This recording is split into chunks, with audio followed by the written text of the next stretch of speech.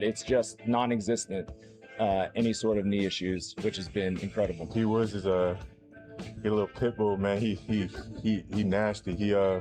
He got something to him, and he got a chip on his shoulder. Yeah, just a sponge, man. Just taking everything in and just learning and growing. And it's cool to see that, and really all the rookies too, because we got a good group of rookies coming in. And now, the pit bull of the program, Soren Petro. Right you are, Kane. Right you are. Petro on the program on Sports Radio 810 WHB. Thank you for joining us here on a busy Tuesday. There's a lot going on this week. It feels to me like it's already about Thursday. I know. I woke up this morning and was like, what? It's only Tuesday? I woke up, I'm going up to camp tomorrow, and I woke up and I'm like, oh my God, I'm supposed to be in St. Joe. Like, because, I was going to leave early and get up there. I'm going to try to meet some people, but I'm not sure if I can get away. Quick enough to do a breakfast before practice. That's an early a.m. for somebody who works in the late night hours, like me. The turnaround. Yeah. But I had this panic, because I thought today was Wednesday. Because mentally, I'm already, I had so many things going on this week. You ever do this where you're preparing so much stuff that you're like, okay, I've mentally did Monday on Sunday, and I did Tuesday and Wednesday on Monday. Now I'm doing Thursday stuff on Tuesday. So I'm ahead. Like, that's where I was. My head had been, and I'm like, today's Wednesday. No, it's not. I'm okay. That's why I don't plan anything. There you go. There's that. That's another approach you could take.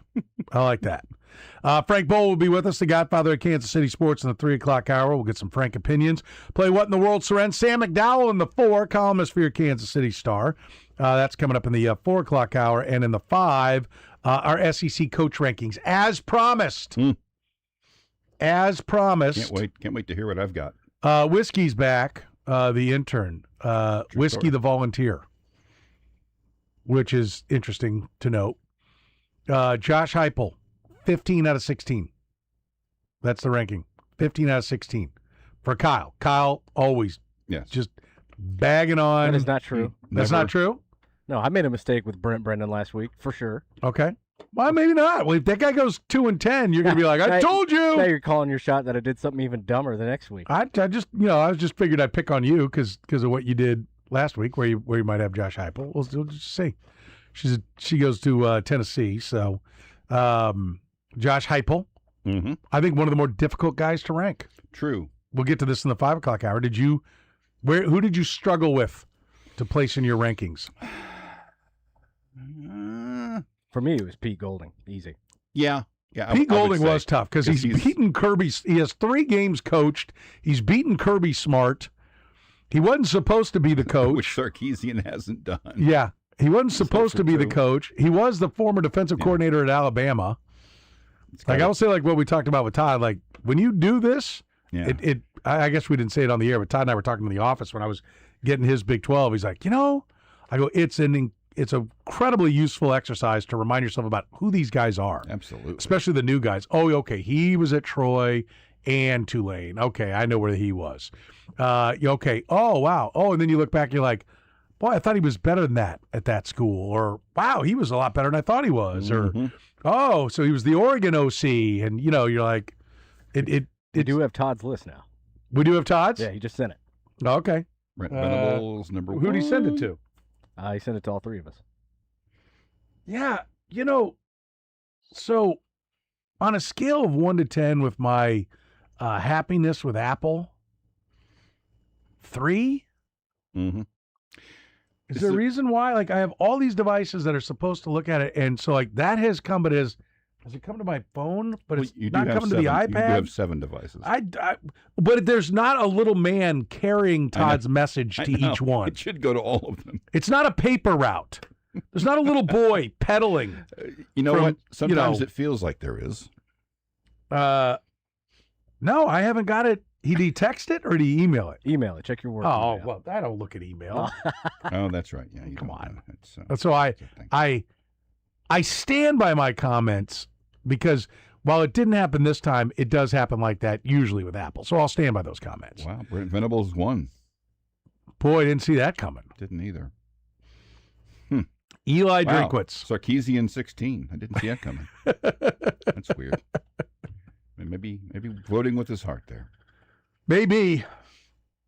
Maybe a little bit of that. Just a smidge. Yeah, just a smidge. So we'll get to that in the 5 o'clock hour. We always enjoy it. I'll be honest with you, I don't really care if you do. I'm not going to lie to you.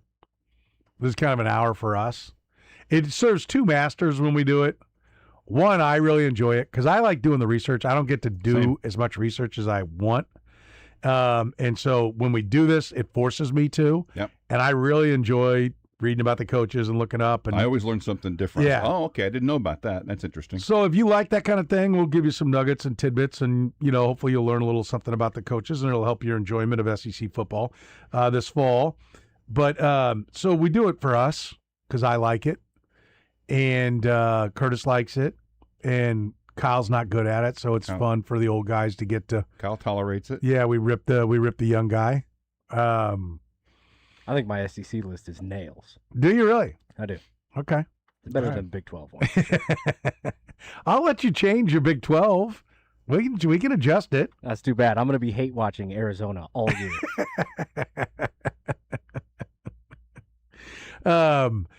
But so we like that, and then it takes at least one booking off of Kyle's plate. Kyle likes it because it's like, but I think now he's like, I didn't have to book anyone, but I had to research 16 different coaches, and then I had to put them in order, and I had to have it done in a reasonable hour.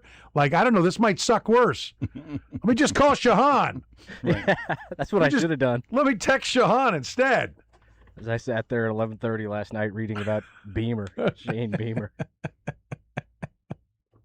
Oh, you guys have such a great job. You have such a great job. I mean, I wish I had your job. I wish I had your job. Not many people say that, but there are a few. Like, oh, yeah, huh. Well, I'll go you one better. It was 2:15 when I was working on Shane Beamer. It was 9:30 when I texted Shahan. It was 2:15, and I was sitting there going, am I still going to squeeze in the latest episode of Sugar?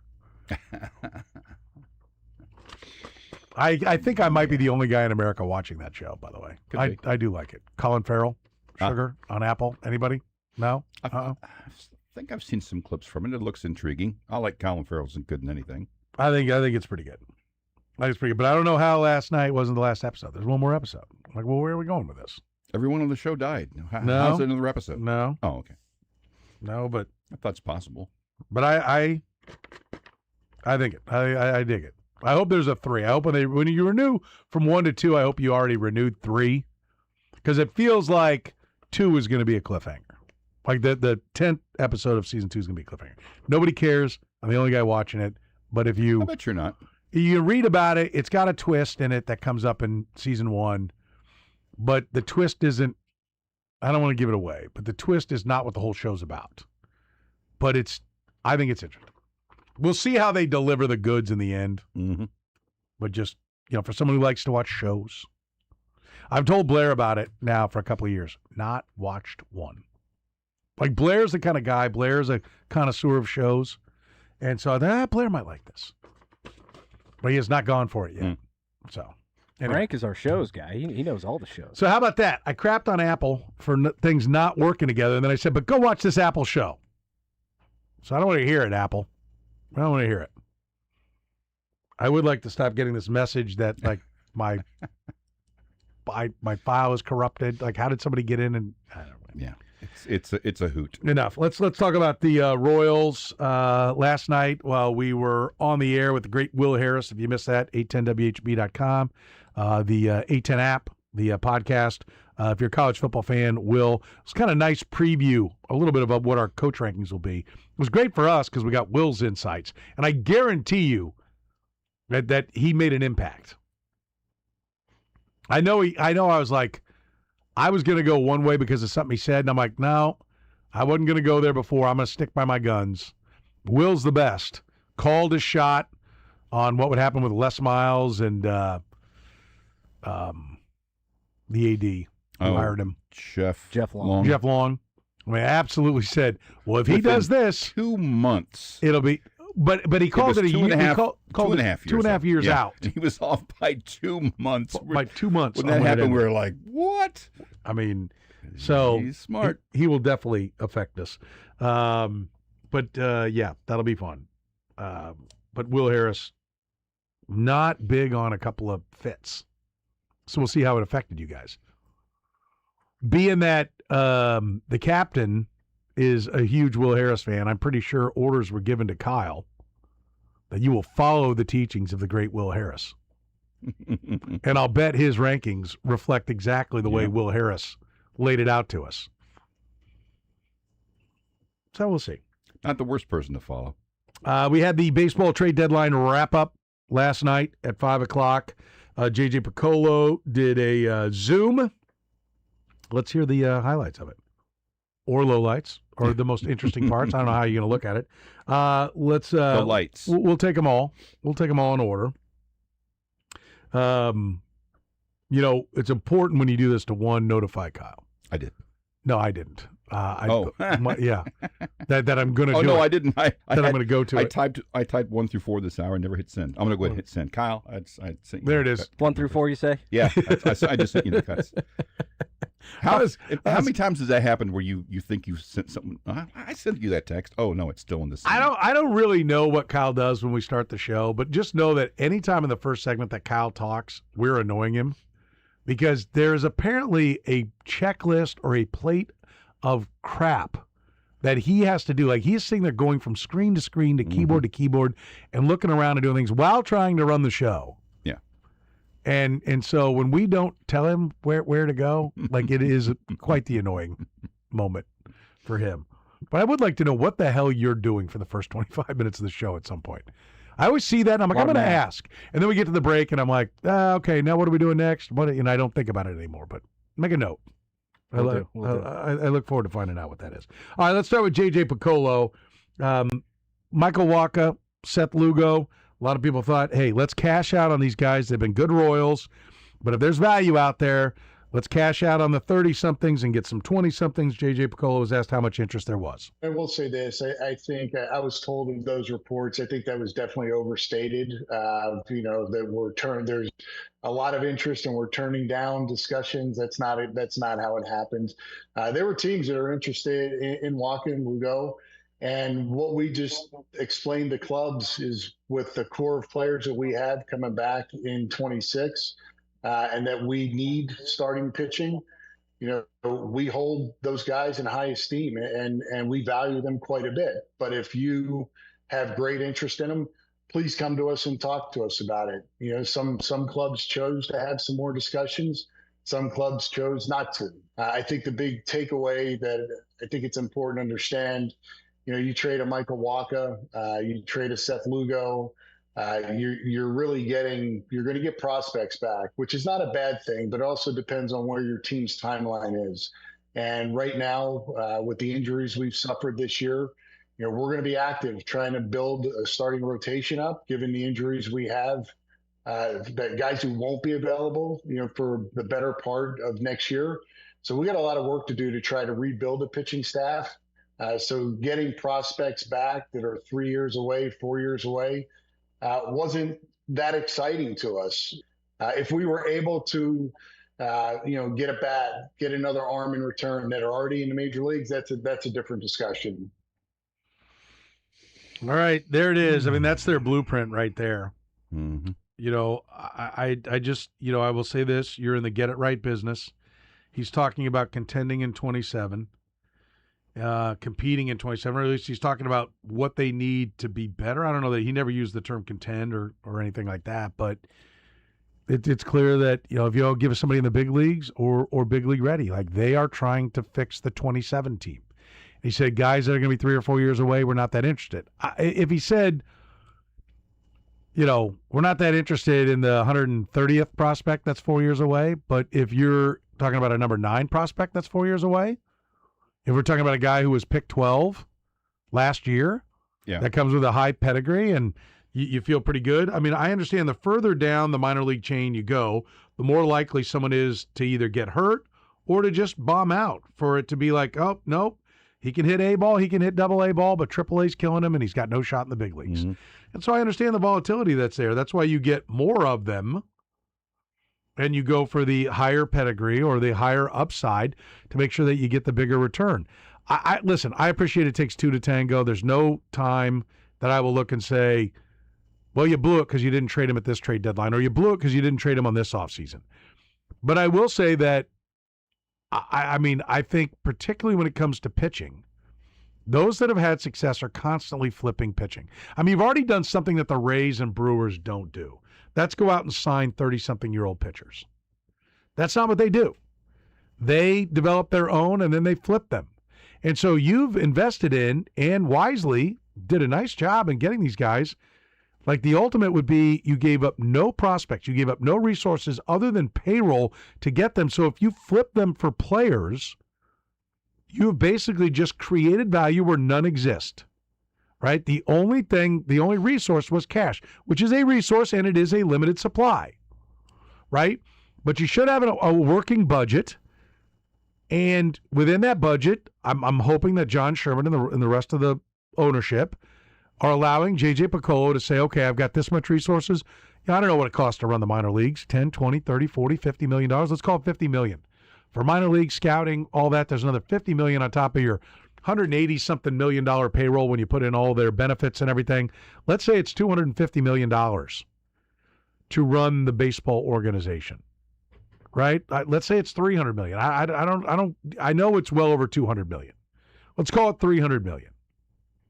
With the budget that you've got to spend on your big league payroll being a part of that. One, the GM can always do more with more. So if you want to give him more money, he can do more with it. But you give him that money and you let him spend it. If he wants to spend it on extra scouts combing the Dominican, then let him do it. He wants to spend it on paying higher rates for pitching coaches and hitting coaches at the big league level to increase the coaching, then let him do it. He wants to do it to go sign a veteran arm, let him do it. Let him do what it is he wants to do. Hopefully you hired him for that because he has a vision. You share that vision and allow him to do it until you think the vision sucks. And then fire him. And then bring in somebody else who has a new vision and then equip them and let them put their vision in place. But there's nothing worse than asking somebody to do something. They tell you how they're going to do it. You hire them to do it, and then you tell them, no, do it a different way. It doesn't work. Yeah, you can't judge their nobody vision works if you well do like that. Right. You know? So, like, I'm assuming that J.J. Piccolo's vision is that it's going to work. Sam McDowell asked him the follow-up question, right? And, you know, they're clearly pointing towards 27. Piccolo was asked by Sam why he's optimistic about next year.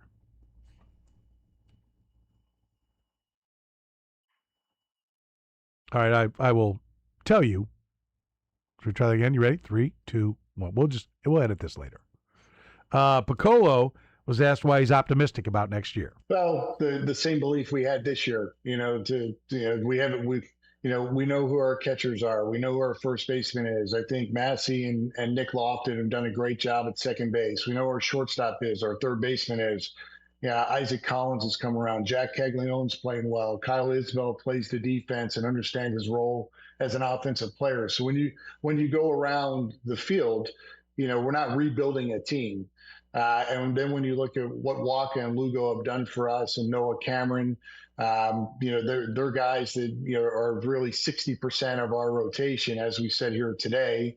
And with the injuries that we've had, the other guys unfortunately won't be available. So we still have to get back to the point where we have depth going into the season. So you try to get it in any way you can.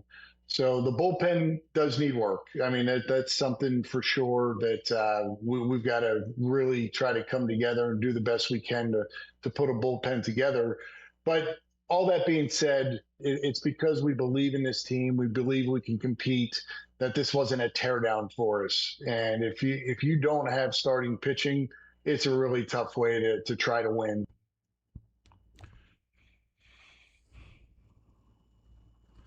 Reaction. Toward the end, something began to kind of wash over me, and it's taken my brain just a second to figure out exactly how to phrase it. It's one of those things where you say, well, if A, then B. If B, then A.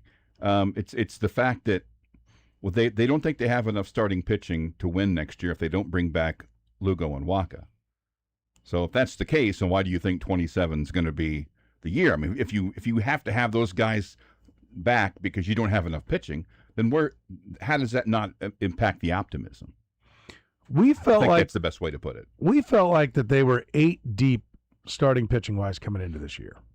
right? Cole Reagans, Chris Bubich, Michael Waka, Seth Lugo, Noah Cameron, backed up by Ryan Bergert, Stephen Kolek, and who else am I forgetting? They had an eighth one. Wasn't Marsh. We didn't have Marsh on that list because he was hurt. That? Yeah. I'm missing somebody. Who am I missing? Was it Falter? Oh, and Bailey Falter. Oh, boy. And Bailey Falter. That they were 8 deep as far as starting pitching would go. In fact, there was a comment, I don't remember who made it, that their AAA staff would be better than a lot of people's, than a handful of teams, not a lot of people's, a handful of teams' big league staff, their rotation. And, throw in, we've got those 8, and then throw in Luinder Avila, who at times shined. Mm-hmm. They were 9 deep. Right? And their rotation right now is Michael Waka, Seth Lugo, Noah Cameron, Ryan Dobnak, and a bullpen day. Right. Okay? So they thought they were 9 deep. I'm sure they believed in Avila more than I did. Avila's been better than I thought. I still think he'd be best used being converted to a reliever, a power reliever. But again, as I've pointed out in the past, you couldn't get Luke Hochevar into being the dominant reliever because you never filled the starting spot. So you never got the chance to push him back and get 5 years of him being a dominant reliever. Instead, you got 2 sandwiched around to Tommy John. And so that's the frustrating part, is that they thought they were locked and loaded in pitching. And John Sherman even said this early on when he got it. He goes, what's my philosophy? Well, I think you get pitching, and then you get some more pitching. And then when you think you got enough pitching, you get some more pitching. And this was a year that we certainly thought they had enough pitching. And the bullpen fell apart, and the rotation wasn't there. So to your point, you're talking about competing in 27, but you're saying you need Waka and Lugo to do it, but you're acknowledging you've only got 60% of a real rotation. Because Dobnak's not even under contract, right? You don't even control him. So the better he pitches now... Even if he did, I don't think he's a feature piece in a contending rotation. He's Bobby Kepelesh right now. Yeah. I mean, if he keeps it going the rest of the year, I'll be like, okay, Brian Sweeney's given him a new weapon, and they've refined some things and tweaked some things, and he's better, and maybe he can be one of those guys. I'm optimistic that some of the arms they've acquired in these deals are some of those guys. But, he went around, I want to point 2 things out. So, first of all, he just went around the diamond. Yeah. And basically said, we're all good here. Set that aside. I'm going to come back to that. But then he acknowledged, we don't have the pitching. By my count, under contract, there's not one reliever that you feel confident in fully right now. You can't feel confident in Urseg. You can't feel confident in Cruz. Optimistic in both. Optimistic they can turn it around. I'm fine going into camp with them being part of the equation. I want somebody competing with them. I want them both I want Omaha to be an option for both of them. I'd like you to have somebody else that you think, well, this guy can also get big league hitters out. Because right now, those guys aren't good enough. Okay, you have control of Alex Lang. Well, great. You have a 5 ERA pitcher that serves up cookies in the 9th. I mean, I wish I was telling you he was better than that, but to this point, he's not. Nobody is. And so there's nobody that you're like, championship bullpen, who do you got? No one. 0. Nothing. There's nothing there. So that is an 8-man bullpen that I will offer up 2 guys could come from without. Cruz and Urseg Cruz could evolve. Urseg could bounce back. You've got Lynch. I'm sorry. You've got Daniel Lynch. I don't want to overstate it. You've got Daniel Lynch. Who else? Let me look at the ones that are under contract next year. Nothing. I mean, the only other guy who you'd even think about, and he's not under contract next year, would be Schreiber. But you'd have to bring him back. Not under contract. Yes, I'm saying he's the only other guy. If you just eliminated whether they had control of him or not, that I'd even want back. And they probably won't have him back. They might re-sign him, but it's not a guarantee. They don't know that. Well, I don't even think. I mean, yes, they will talk to him. They like what he does, but I don't even think they would mention his name. And one of the guys they got in the deal, he talked about. I think it might have been Duran. He said he's kind of. Maybe it's the guy. So he's kind of John Schreiber like, and I was like, oh, so I guess you're not planning on having him back, right? So I think that actually may be Hoffman. Hoffman's got the lower arm angle, just like Schreiber does. So he could be kind of like John Schreiber. Okay, so there's your replacement for him. He's not coming back. But I mean, Nate Pearson has some stuff, but was on waivers from the Astros. Okay, not this was not like, oh, we had to give up premium picks to get him. Mm-hmm. I mean, Easton McGee, Aaron Bummer, and Jose Cuas, who's been trying to crack the roster for 3 years. Right, that's your bullpen right now is Lucas Erceg, Daniel Lynch, John Schreiber, Nate Pearson, Easton McGee, Aaron Bummer, and Jose Cuas, with Steven Cruz and Alex Lang sharing the closer duties. There's not one of those guys that I can tell you I know is a championship guy. Okay, and Nick Mears, Connor Siebold, James MacArthur, Carlos Estevez, you don't have control of, and Beck Way, they have not proven themselves either.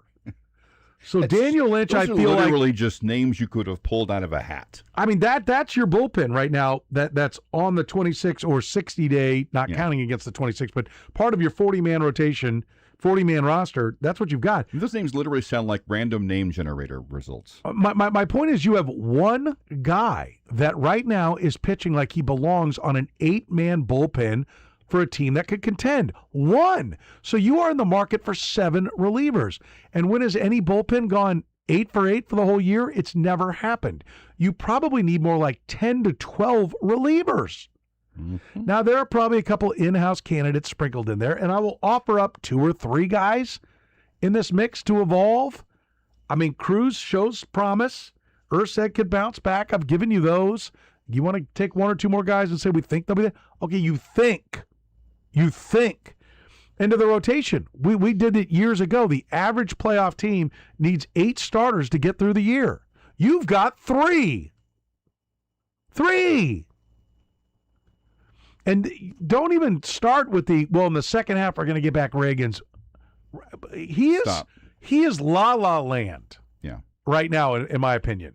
He's going through yet another major surgery. No.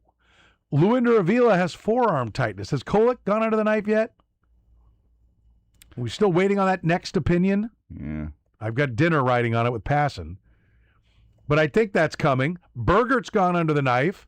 So it's like, oh, yeah, there's a timeline that they could be back. I'm telling you, anyone who plays fantasy baseball and you do any kind of keeper thing, every year we play this game where we get to late in the draft and we're all taking guys for $1 to $5 who are all rehabbing on the idea that they're going to come back later in the year.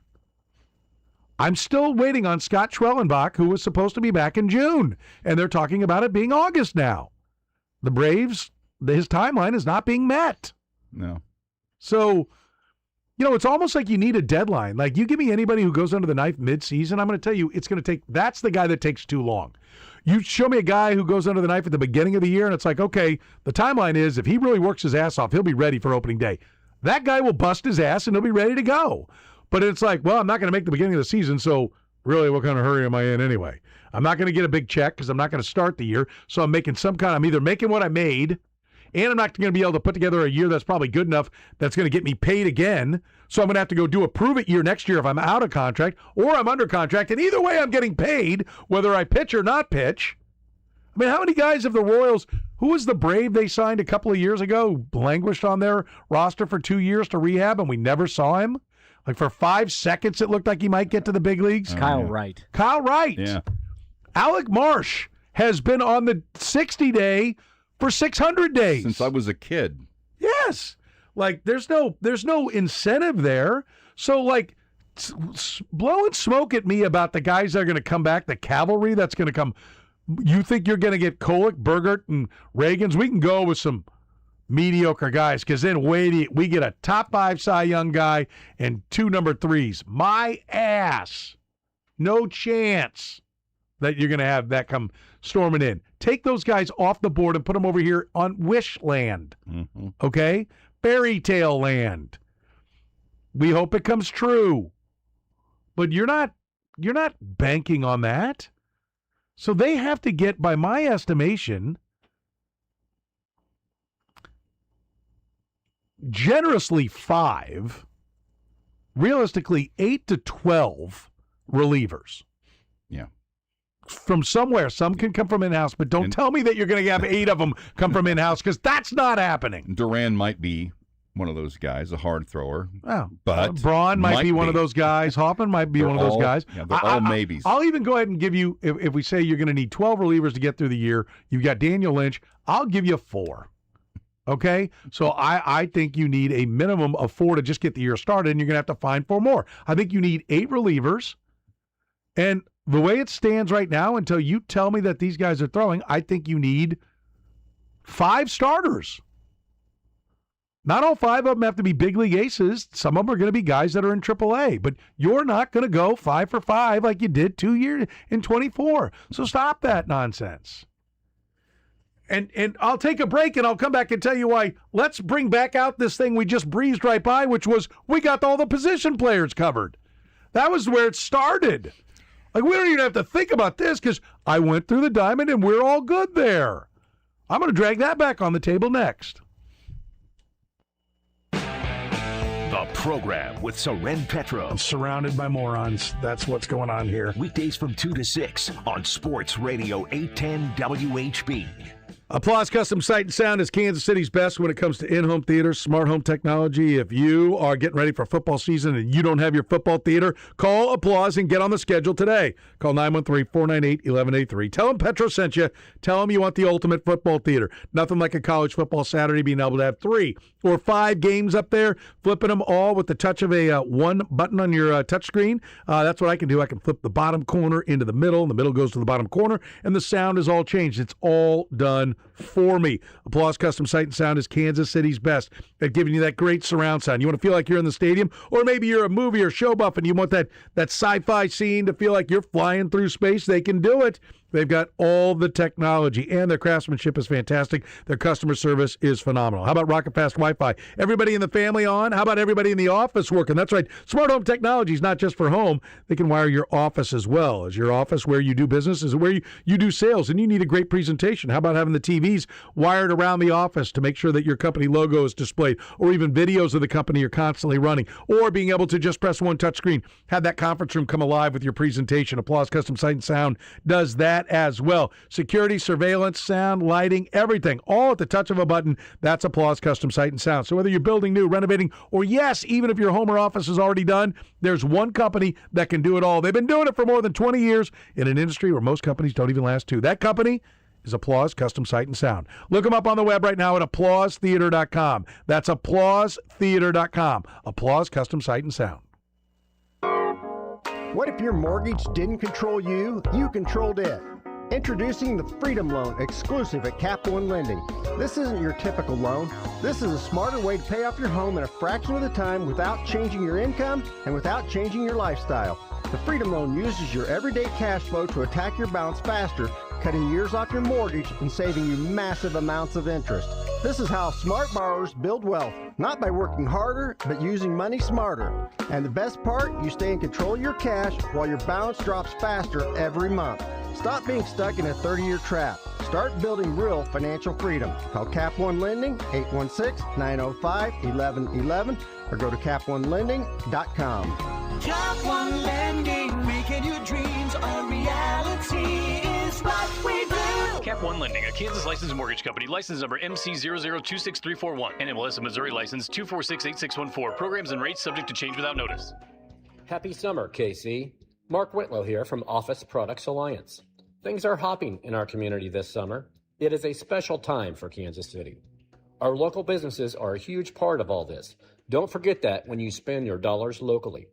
Find all your office supply and office furniture needs at OPA. Remember, we also offer network cabling and IT services as well. Let's keep it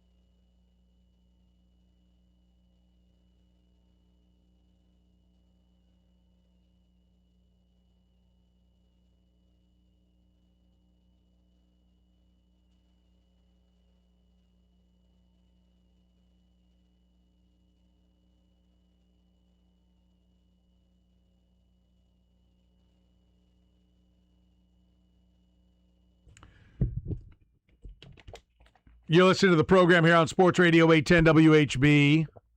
Soren Petro, Curtis Siebel, Kyle Collier with you. Is that the hen house, cottage cheese, chicken salad, tuna salad mix? Trio salad combo. My jam. I eat the chicken salad, then I mix the tuna salad. That's too much information. So good.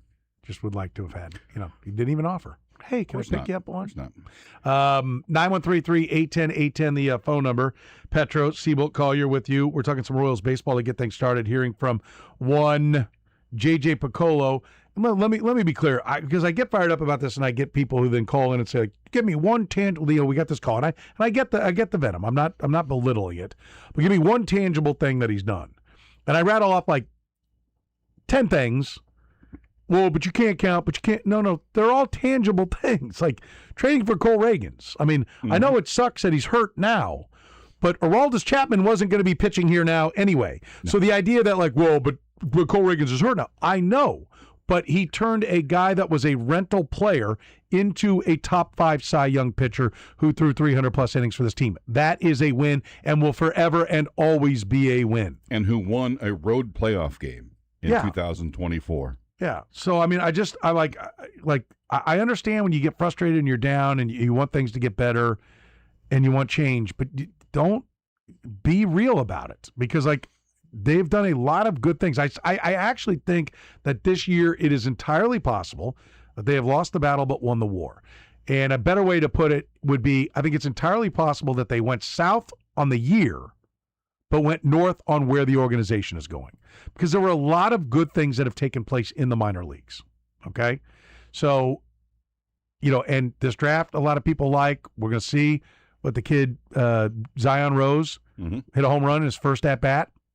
At high A. At high A ball. They didn't start him at low A ball. They put him at high A ball, which means if he rakes here, he could be at double A and then on to triple A and then in the big leagues by 28, right? Maybe even a chance. I mean, Jack Caglione was up the next year. There's a chance because of his advanced hitting approach that, my hope is that you get, who's that left fielder they had that's with the White Sox? Andrew Benintendi. That's what I'm kind of hoping he is. If you have Andrew Benintendi at the end of next year, that's a real nice player. So there are a lot of positives that have happened with this team, with this organization, that I think you need to understand. But that being said, I'm also much more willing. I'm going to be a Royals fan in 10 years. So I want the best, barring death. I want the best 10 years I can get. I don't want you to prop me up 7 wins from 65 to 72 in 27. I will take 20 wins in 27 to make an exaggeration, to make a point, if it means that years 3 through 10 are all really good ones. That's what I want, the best year, most good years I can get. Yeah. And that's what I'd like to see, and this is my frustration, my fear here. I mentioned I would talk about the position players. Where's this team? Where did we say this team ranks in runs scored this year? 25th. 25th in runs scored. And J.J. Piccolo went around the diamond and went, we got this core. Here it is. Why? Give me the reasons they'll be better than 25th next year in runs scored. If you're just gonna run it back. I'll give you a couple obvious ones. Bobby Witt Jr. hopefully doesn't get hurt. He hasn't been a player that's been hurt often. He's obviously been affected. And by the way, was reinstated from the injured list today. Yeah, he's back today, but he's missed 10 days, and he's been pulled from games and missed a couple of games. It's going to be his career low in games played, which he's not old, so there's a reason to believe that he won't suddenly, this won't be the norm. But playing Major League Baseball day in, day out, game in, game out is a wear and tear. Troy Tulowitzki was the most expensive player in fantasy baseball for a lot of years, and then he was done. Okay? So you got to be careful in how you use him. But, okay, so I'll give you that. Bobby Witt Jr. plays more of the games. He's theoretically healthier. He gives you better numbers. Okay, where else? Where else are you better? It's in theory, but Vinny Pasquantino, he remains healthy. Okay. He does not have a horrible start. I will not give you that. Vinny Pasquantino has basically been healthy 1 year. I think if you're planning on more than 120 games from Vinny Pasquantino, step into my office, you're fired. Okay? We're here to build a winning team, not build hope. And it ain't the Make-A-Wish Foundation. Where, Vinny, we're going to act like you've never been hurt. I know Vinny hates it. I know it sucks. I hate saying it, but if you're planning on Vinny Pasquantino for more than 120 games, step into my office, you're fired. So, no, I will not give you that one. Give me another one. Jensen and Caglione realize that they're continue their ascent and continue their ascent. Realize their potential, become stars. No, it's not off the table. It's not off the table. But we are not planning on Caglione becomes Kyle Schwarber. Yeah, that is not the plan. First of all, his swing is to straightaway center field, so he has to get even more of it than Schwarber does. He is not lifting and pulling. He couldn't even freaking do it in the home run derby with his dad lobbing cookies. So the idea that he is suddenly going to blossom into a 50 home run hitter is off the table.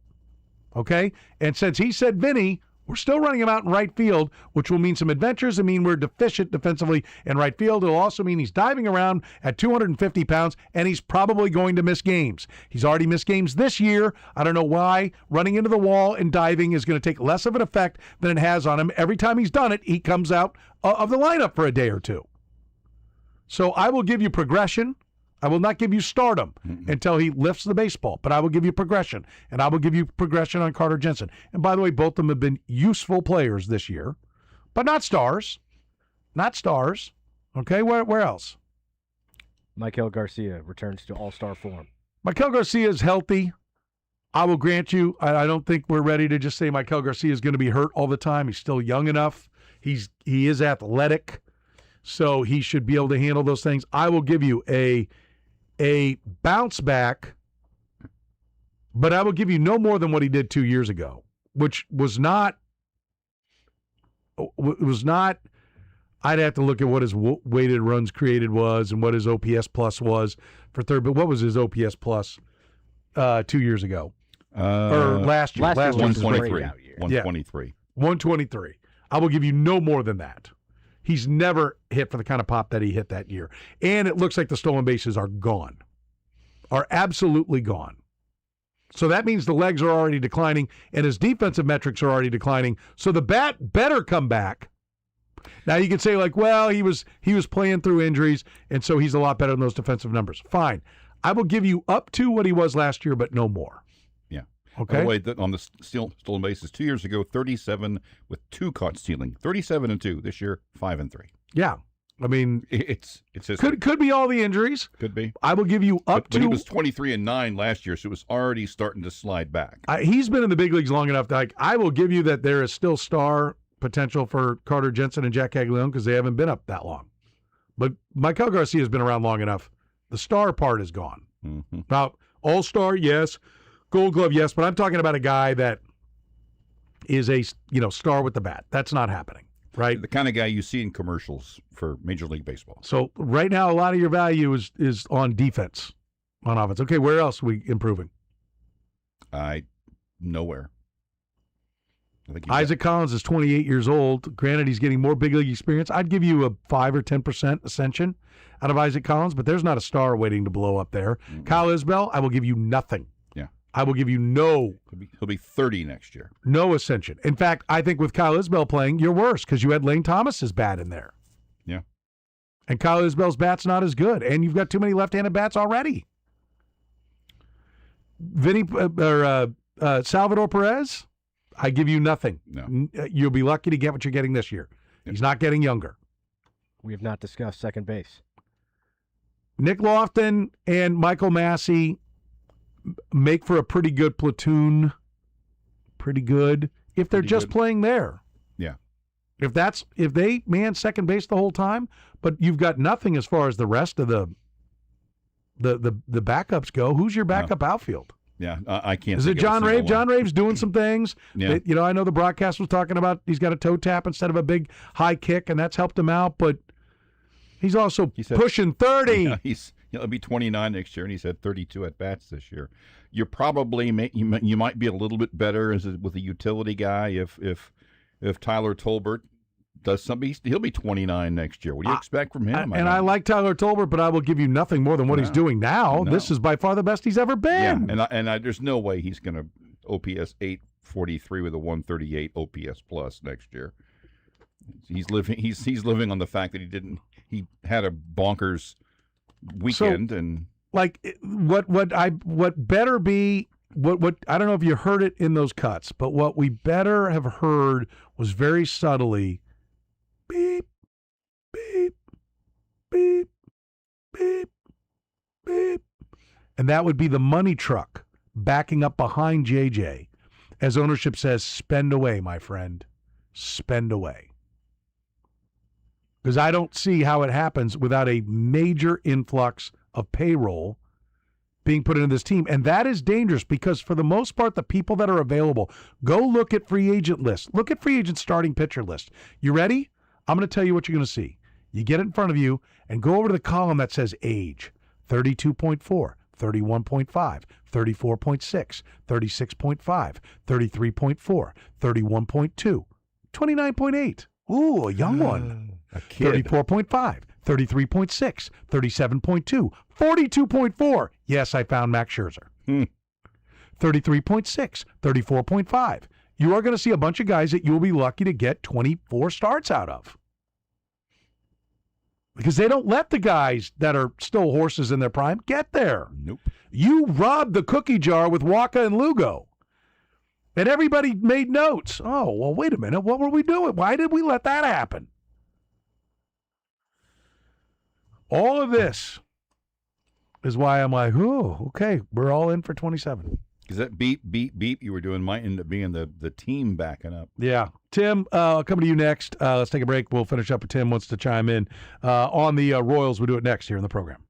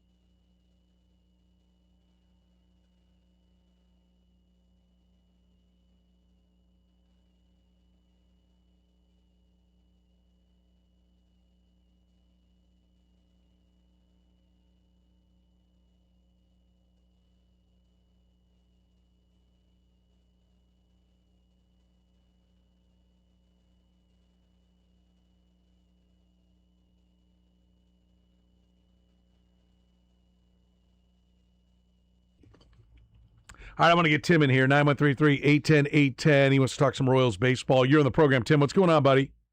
Hey, Petro. Long time. Thanks for taking the call. It's been a while. Tim, the GM. You got it, man. Drop some GM knowledge on us. Okay. So real quick to correct something, Zion Rose didn't hit no dinger in single A. He started in the surprise league. They're going to send him to single A, but I'd love if he hit that, right. But he hasn't done that yet. Thank you very much. We want to be correct, so thank you for correcting us on that. Yeah, and I know you said you didn't want venom, but I don't have anything but venom, I think, and I'm worried my venom is about to turn to apathy. My main question for this year or for the Royals in general? In general, and what's going on. Okay. The main question I have out of all of this is, what does it take for JJ to make a call and make a change? The training staff has huge issues this year. You look at all the arms, you look at them messing up, bringing Bobby back too fast or not letting them sit down long enough, telling people, Vinny's back and now his hand hurts. I think we have real issues there that you're hurting the 5 players that we actually do have. 100% agree. I don't. If they don't do a massive deep dive on the training staff, they've got a mountain of injuries. I'm sure you evaluate every year, but they need to go through it with a microscope. I don't think anybody there could say otherwise. And there's been no talk about that. Zumwalt, and I know he's the punching bag. Do you remember how Zumwalt came to the Royals? I do. I think I've quoted what you're about to quote a couple of times. Yeah, so he was JJ's guy, right? Dayton said, I didn't want to fire the hitting coach. JJ made the call. This is, and Zumwalt's claim to fame was, look what he's doing to these hot prospects, MJ Melendez and Nick Prado. Yep. Those guys are out of baseball. MJ's been DFA'd by 2 different franchises, and we're still saying Zumwalt's a hitting instructor. You forgot about the Nicky Lopez success that was thrown at his feet, too. Yeah. And so we're hanging on to that guy because we're still evaluating. I mean, what does it take for JJ? And I think Q's a good manager with right pieces. We're not giving him the right pieces. I think the only reason Jack's getting better is because everybody else got hurt and he gets every day at bats. I think if everybody was healthy, he's got half the at bats and he's still not even seeing left-handed pitching. So we're not moving down the road with him. And I have real concerns with what they're going to do in this offseason, because I don't think the money truck's coming. Everybody's talking about what next year? There's going to be a strike. We're not even going to play baseball. So we held on to a 37-year-old pitcher and a 34-year-old pitcher that's not going to play? Well, and I will say this. Hang on. I will say this. To your point, if they don't play and, that year goes away, how will they handle the contracts? I assume that they'll negotiate it, and that is a fair point. But, it's entirely possible that the reason there wasn't a better offer out there for players was because teams aren't going to offer up any prospects because they don't know what it's going to be. That could be. So, but I guess my main question, and what I think now is, and you could disagree, they've kicked the can down the road so far on these what I think are pretty obvious moves that need to be made. The old model was, I'm going to fire the hitting instructor to protect my manager. I'm not going to fire the manager to protect myself. He's held on to all of this and made no changes. So when it's time to make the change, don't you just clean house with everybody? He is setting that. I think that is a very fair point. And Tim, thank you for the call. I always appreciate the conversation. Don't be a stranger. I think that is a fair point, and that was going to be my conclusion, and you got us there. JJ is putting himself in the crosshairs. I mean, he is basically saying who we have, what we're doing, it will work. We had injuries, and I would add in even some bad luck, but this is still a playoff caliber team. That's basically what he's telling you, and it's declined for 2 straight years. He's putting himself up front. There's no doubt about it.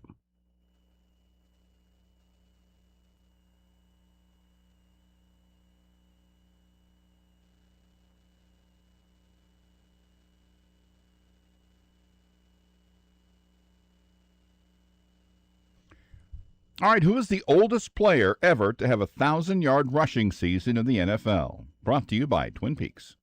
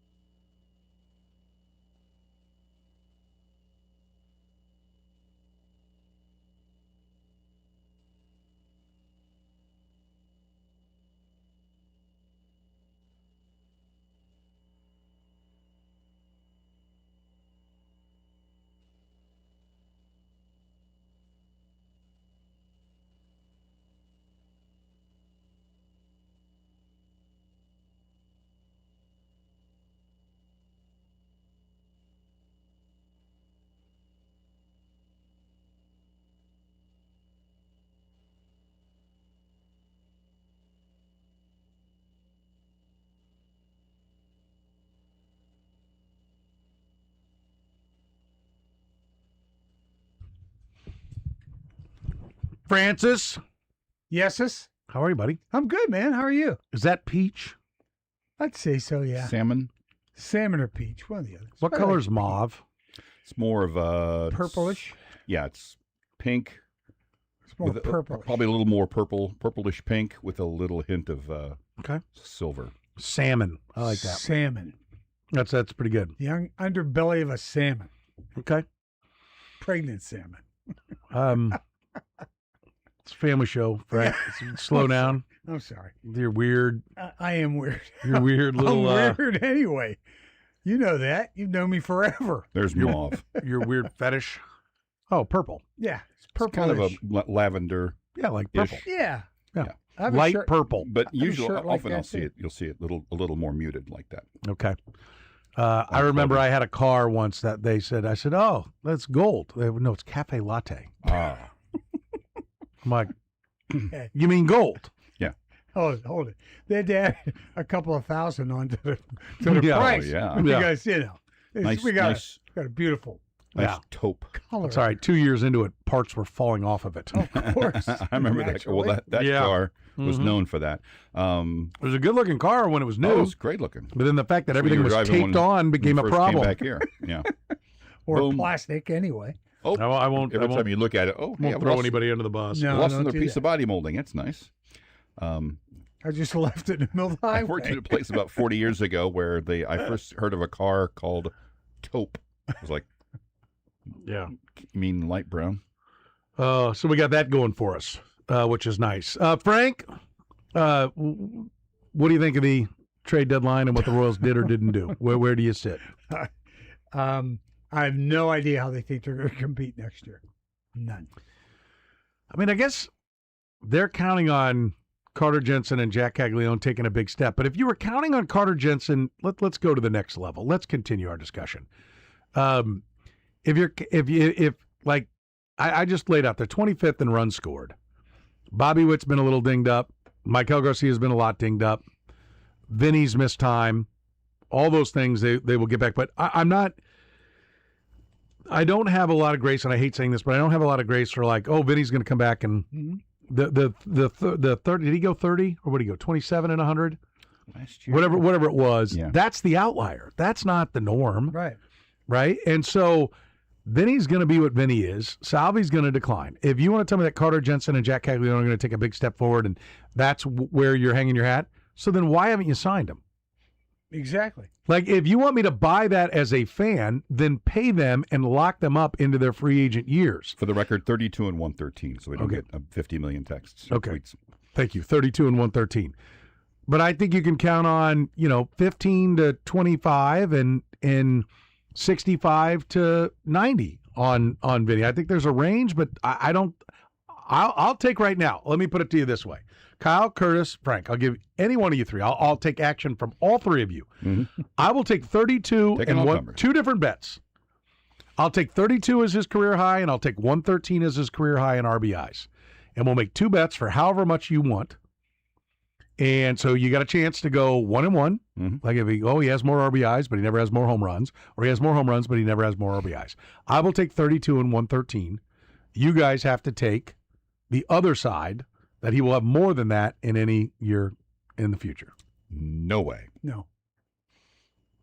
Okay. And people are like, well, it's not about a bet. I know, but it's illustrating the point of nobody would invest in the idea that better is coming for Vinny Pasquantino. I'm not sure I'd take 2 to 1 if the dollar amount was high enough. I'm ready to take that action with anybody, right? So that's my point. When we play this game, you can be like, no, Vinny will do better. Vinny will have that. Vinny, okay. And now, granted, Vinny could have 31 and 112, and I would win that bet. And he would be just as productive. So there is a margin there where he can still be really good, and we get away with that wager and everything. But I just, to make it all, if you believe that those guys are going to have a big year, then I assume that we're going to be hearing about the contract extensions that are given to both of them this offseason. Yeah. Here's the deal about next year, too. Okay. Tell me the deal, Frank. Even if they have their best year and they score more runs, they're not 28th. Let's say they're 15th. Okay? Where are they getting the pitching? Where's the pitching coming from to hold the other teams off when you're moving up the scale to be, 13 slots better than you were last year, right in the middle of the pack of Major League Baseball in runs scored? Where are you getting the pitching?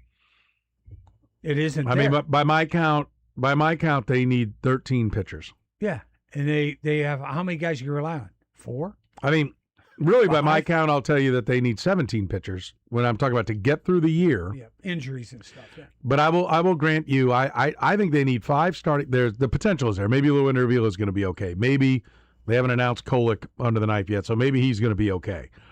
A lot of maybes. But even if they don't go under the knife, like great Chris Bubich didn't go under the knife. How'd that work? Not well. Yeah. So I mean, the whole just avoiding surgery doesn't mean that, oh, he didn't have surgery, let's put him down for 215 innings. No. I mean, he already got hurt now. Like, why do you think he's going to stay healthy then? That's my point about, like, you don't need 2 starters, you need 5. Because you don't even have anybody locked and loaded down in the minor leagues that's under contract. Right. That can be the ones that are going to fill in for what will undoubtedly, you got your magic season in 24. Kiss that idea goodbye for like 10 more years before you're going to run 5 guys out and they're going to make all but like 4 starts, which is what those guys did in 24. Yeah. That's not happening to you. The baseball gods are going to make you pay for that. It rarely happens to anyone. Yeah. It generally playoff teams, which are generally teams that include the big money teams, but they also like the Dodgers who can just buy their way past all their injuries. Yes. But it includes the small market teams, and the small market teams are the more likely ones. The 8 is the average on how many starters it takes to get through the year in a playoff year, which a playoff year largely is probably got some luck in it for most teams. Mm-hmm. Except the Dodgers, who don't need luck. So if you want to plan for like, hey, no matter what, as long as if we have a normal kind of injury season, we're still going to get there, then you probably need 9 or 10 starters that can go out and keep you in a game.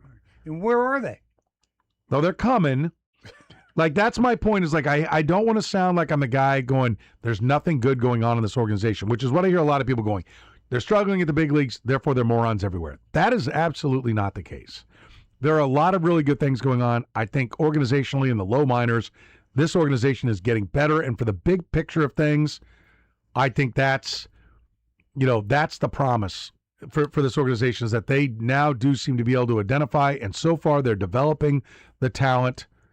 And so I have real optimism on where that is, and when they get to the point that their own guys are now ready to supplement the roster, they'll be in pretty good shape. It'd be like a 13, 14, 15 run type situation then.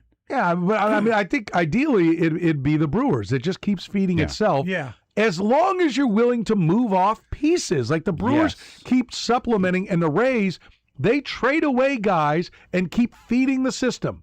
Because all you got to do is look back the last time the Royals had 5 top 100 guys. And Chris Dwyer ended up being nothing.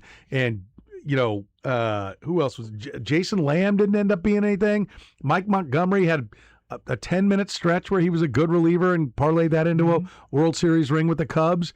But, I mean, out of their big top 100 group, Odorizzi, they ended up using in a trade. Moustakas and Hosmer were part of a championship, but frankly disappointed based upon their draft position for what their careers ended up being. They were not huge successes for the number 2 and number 3 overall pick. Right. Was Mike Moustakas Bobby Witt Jr.? Well, he went 2. I mean, Eric Hosmer went 3. Like, you're supposed to get stars. It's a weird when you pick that high. Yeah, it's those two. Their legacy in KC is really complicated because they both. Alex Gordon went 2. Yeah, both those guys, and Hosmer and Moustakas, played integral roles on a championship team. I mean, but while not having particularly dominating numbers, they had a 1-1 in Hochevar, 2 2s. In Gordon and Moustakas, and a 3 in Hosmer, plus a 4 in Christian Cologne. Right. I mean, you're supposed to be good. Right. Frankly, they were good. I mean, Moustakas and Hosmer were good players in their peak, and so they were fine. But they were not stars. Yeah, right. And so, like your 1-1 was a bullpen piece one of those years. Yes. One of those World Series years. Right. And then look at the guys they even had to add at the end in 15 to get over the hump. You know what I mean? Yeah. And pitching, the fact that Cueto. It's easy to look at the fact that you mentioned the arms that are coming that aren't going to be here for a couple years, and say that's the reason to keep veteran guys on the team. I think it's the opposite. I think if they were about to land next year, that would be the reason to maybe keep Wacha and Lugo around, because maybe it'll happen next year because you got some stud arms coming up and you can supplement them. The fact that they're 2 or 3 years away is the reason why you move Wacha and Lugo, because you can load up guys who will help supplement that group and have a really good rotation possibly coming up in 28, 29, 30. Plus, why would you want to have the battery in backwards when they think the fact that they don't have any starters in the pipeline that are ready to go is the reason why you keep veterans? To me, it's the opposite. Plus, why would you want to put yourself in a position you're putting yourself in? We're going to compete next year. You know what I mean? And just go, hey. Well, I think it's because either those are the marching orders of the owner, or part of getting Bobby Witt to sign was that we will never be rebuilding, and so they have now sold their soul to the fact that, we told them we'd never rebuild.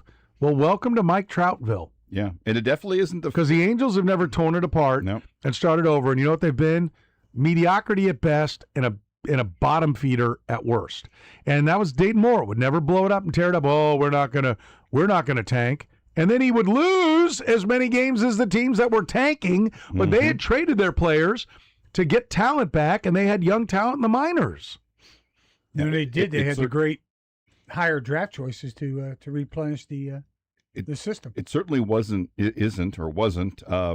fan sentiment, because the fans are overwhelmingly in favor of trading those big names to get players. If you would have said, "Hey, we're trading this guy, we're trading everyone who's not that Schreiber and Marte, we're going to get something for Lugo and Wacha, we're going to rebuild, we're going to do this right," the fans would overwhelmingly be on board. And how often is a fan base almost united in, yes, let's rebuild?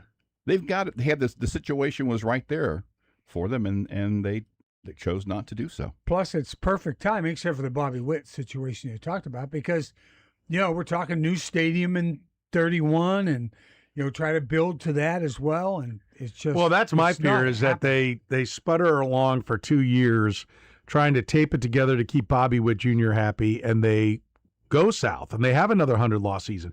And Bobby announces he wants out anyway, or is like, I'm going to opt out, and then you're trading him with 1 year to go, and you're going into a new stadium without a star, and, to me, the priority for this organization is 29 and 30. Yeah. You totally have the financing mechanism in place. You need to get the stadium right, and you need to finish. To me, it's 30 and 31. The last year is 30 in the old place. Yeah. To me, I think you've got an opportunity. I think this town loves Kauffman Stadium. Maybe I'm totally wrong, and all of Missouri will boycott 30. I hope not. Well, no, they won't, because they're staying in Missouri. Yeah. Maybe they'll boycott the Chiefs that last year. But, I know I will go extra times as a fan in 30. At least I'm planning. I'm thinking I'm going to want to see the old girl one more time. Yeah. Yep. Let's go again. Let's get some tickets. Let's buy them in advance so I know I've got good seats. I think they've got a chance to have a windfall year for the last year of Kauffman, and then everybody's going to come out for the new park if your team doesn't suck. They'll even come out for the new park if the team isn't very good, just because it's a new park. Yeah, at least. But even that will dry up once you've been there once. If the team sucks, you're not going back out again. Right. Okay, I've seen it. But a lot of people who have not gone for a while want to go see 8-2. the new thing. They want to go see, okay, what is this place? Yeah. But I mean, how many times have you been up in the Sears Tower in Chicago? None. Okay, how about you? Once. I've been to Chicago lots of times. You know how many times I've been up? Once. Yeah. You know how many more times I'll be up? Maybe if my kids want to go. I might make it one more time. My point is there are lots of things that are neat. Like, we got to go see it. And then you've seen it. What else are you going to do? Because I've now seen it. So what are you going to do for me to make it worth my while to head back out? Right. Now, maybe it's the greatest view of downtown ever. And, oh, my God, they've got a mariachi band over here with the best tacos I've ever eaten. And, I don't know. maybe you can make the fan experience so great that the ball club sucking, like there's something, find out, are they all just stoned in Denver? Why are those dumbasses still going out to that ballpark? That's crazy. Like they put 2 million people in that thing, and that team has been god-awful for decades. Historically bad last year, and they still outdrew the Royals, I think. They do so they easily outdraw the Royals. Right. They do have a great area around it. Okay, so maybe that'll be the saving grace. You could just stay in the bars and watch it. But you don't have to go to the ball. But like, you don't get a second chance to make a first impression. Like, let me come into this beautiful ballpark you've constructed in this great. Mm-hmm. Let me go down there for 2 hours before, just enjoy all the area around, and then come in and see a kick-ass baseball team play great ball. And then I'll be like, okay, that's the dream. My heart is now here. I'm ready to enjoy this. I'm like, listen, they're gonna get a boost. I think they'll do a good job. I'm hoping that they're going to do a good job with everything around it. That's going to make it a fun experience. I know when you go to Wrigley and you go to Fenway, the experience starts long before you ever get into the ballpark. And it's great. It's fun. It's cool. And they've both all been there forever. Yeah. Those two stadiums. But everything around it is basically, largely redone. Yes. And so it has been. But it's a full-on experience, which is what people want with the downtown baseball, is to be able to, okay, there's a 6:40 game. I'm cutting out of work at 3. We're going down. I'll meet you there at 3:30. We're going to have a couple of pops and some dinner, and then we'll head over to the ballpark. You make an experience of it. After the game, we're going across the street. Like, I'm going to tell you, I can't tell you how long after, well, I can tell you, and it's not good, but how long Murphy's Bleachers, you hit Murphy's Bleachers after a Cubs game. Oh, yeah. Say, give a wave to the BMAC jersey that's still up behind the bar, his Cubs jersey. Like you just like, that's part of the experience. So I think we're going to get that, but like, I will say this. I really believe J.J. Picollo is putting himself front and center, that like, no, this is the plan and we're going to be good next year. And maybe he's found a way to marry math and love. Well, I think Dayton Moore was all about love. He kept, we'll love our players more than anybody. And I do think there was some of that created part of the chemistry of 2015. But for the long haul, the teams that win in small markets year over year over year, they're cold, they're ruthless, and they worry about the money. And I don't care if Bobby Witt likes J.J. Picollo. I do not care if Vinny Pasquantino likes Matt Quatrero. I don't care if Brian Sweeney loves him some Michael Wacha. I mean, as a human being, yes, I would like us all to just get along. And I'd like us all to love each other. Okay? But I got my kids and my family to deal with. I ain't got time to worry about whether or not JJ and Bobby are hitting to, the town to watch a movie together. I don't care. I want winning baseball. Because you know how I make memories with my family? It's not by dragging them out to a ball game, watching us get our ass kicked, and them going like, can we go, Dad, in the 5th inning? It's by taking them out to a playoff game and having them fired up that their dad got them tickets to go see the Royals play a playoff game. And not only are they playing a playoff game, we feel pretty good that they're going to win. That creates love for me. That creates fun for me. And memories for everybody. I don't care who loves each other in that organization. Nope. I'm just going to be blunt. Like I said, as a human being, let's all love each other. But as a baseball fan, I don't care.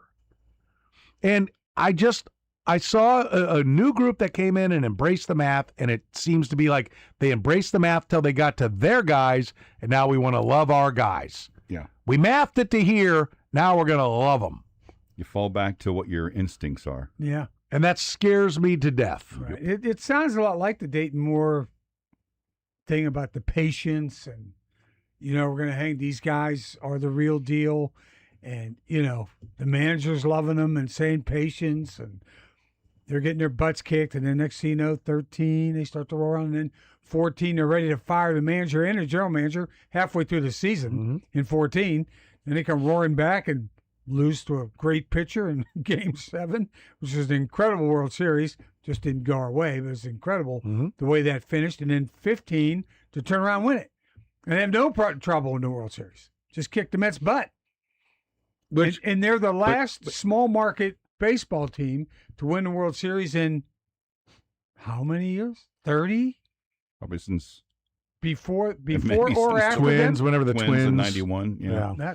Yeah. I mean, but what's interesting though, because there is a parallel to the 14, 15 Royals and the 24 Royals, and that it appears that in both instances, that success came with a lot of things falling into place, which it often does. I mean, any team that wins a title had things go their way, but for a team like the Royals, things really have to go your way to win a title, and that seemed to give them the false idea that they could repeat it, and it took them a while to realize that they couldn't.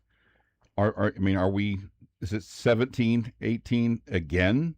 I mean, you'd think some of the people are still there. How could they not have learned the lesson from 17 and 18?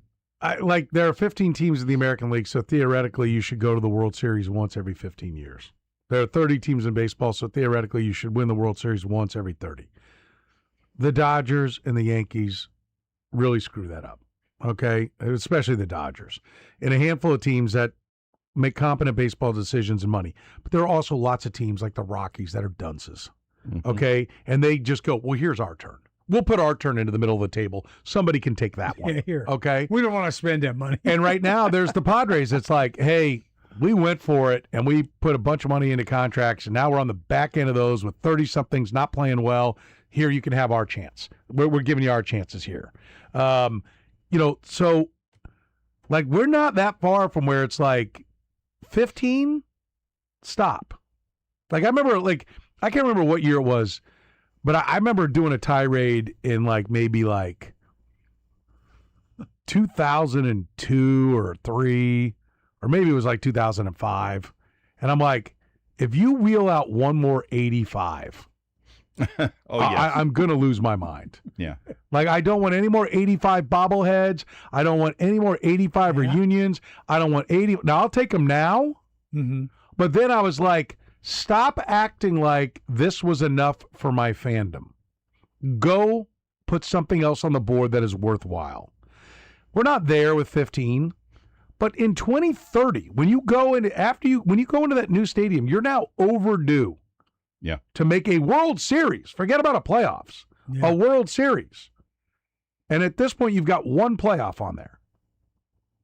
So, and how many we get in the playoffs now? I always forget what the wild cards. 7 in each league. So you get 7, and there's Virtually, 15 teams. Yeah, have to. So you should be in there. Out of 15 years, you should probably make 6 playoffs. Yeah. If you want to be like, well, the Yankees and the Red Sox and big money teams screwed up. Okay, 4 or 5? Yes, more than one. Not playoff. There should be an S at the end of that.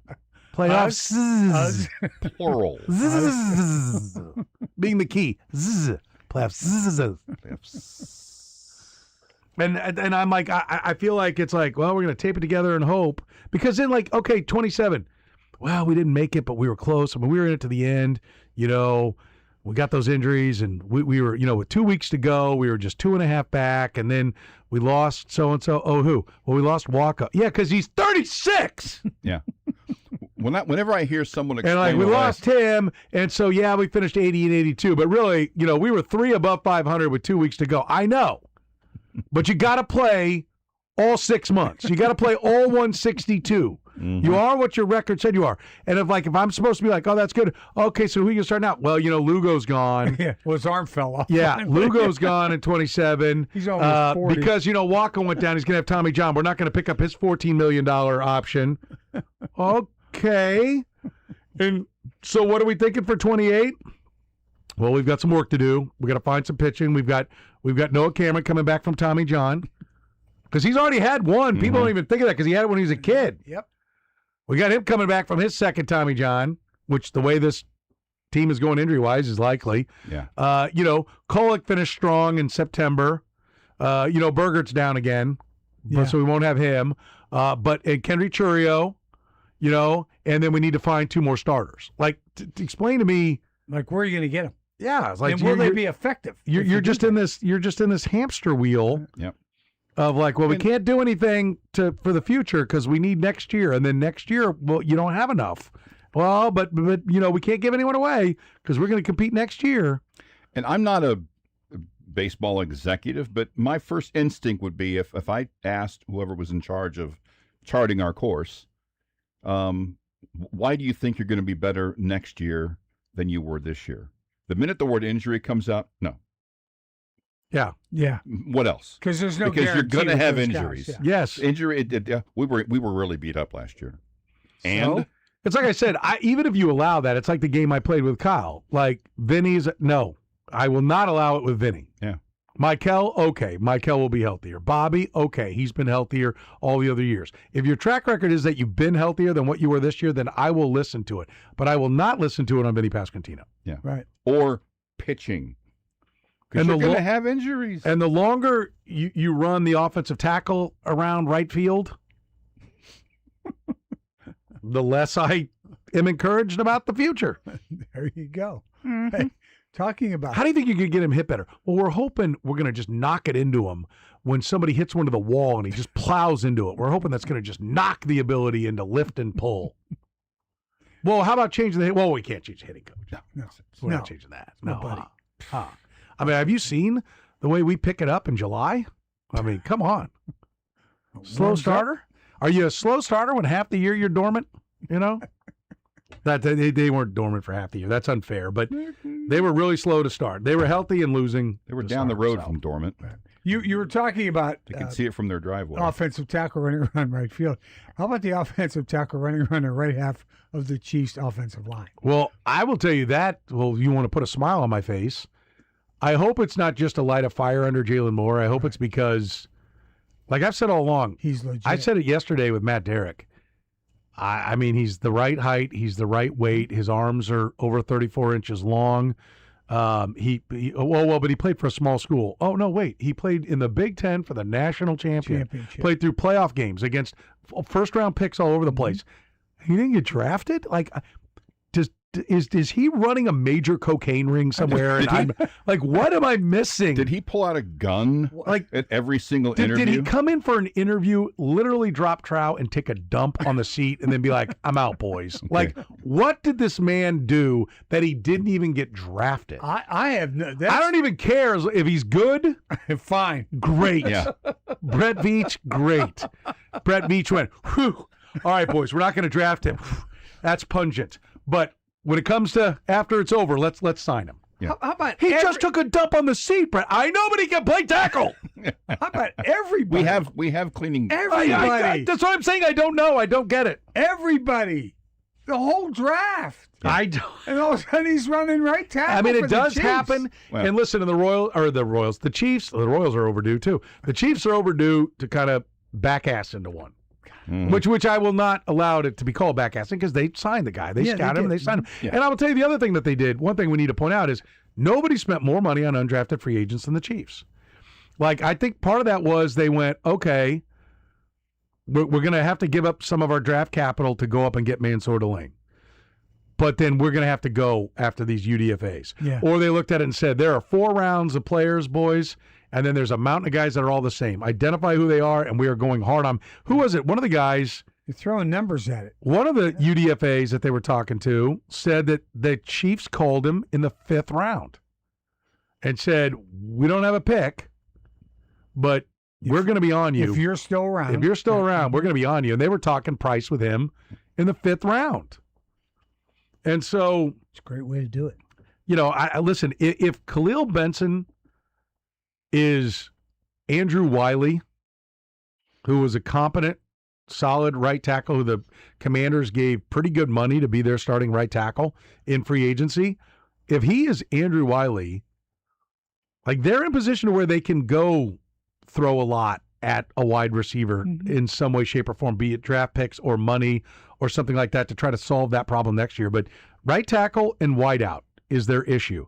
And if they solved one of them with a guy who's going to play for the league minimum, Perfect. Yeah. You see the path to being a Super Bowl favorite a lot better. Yeah. I don't know about this year, but futures.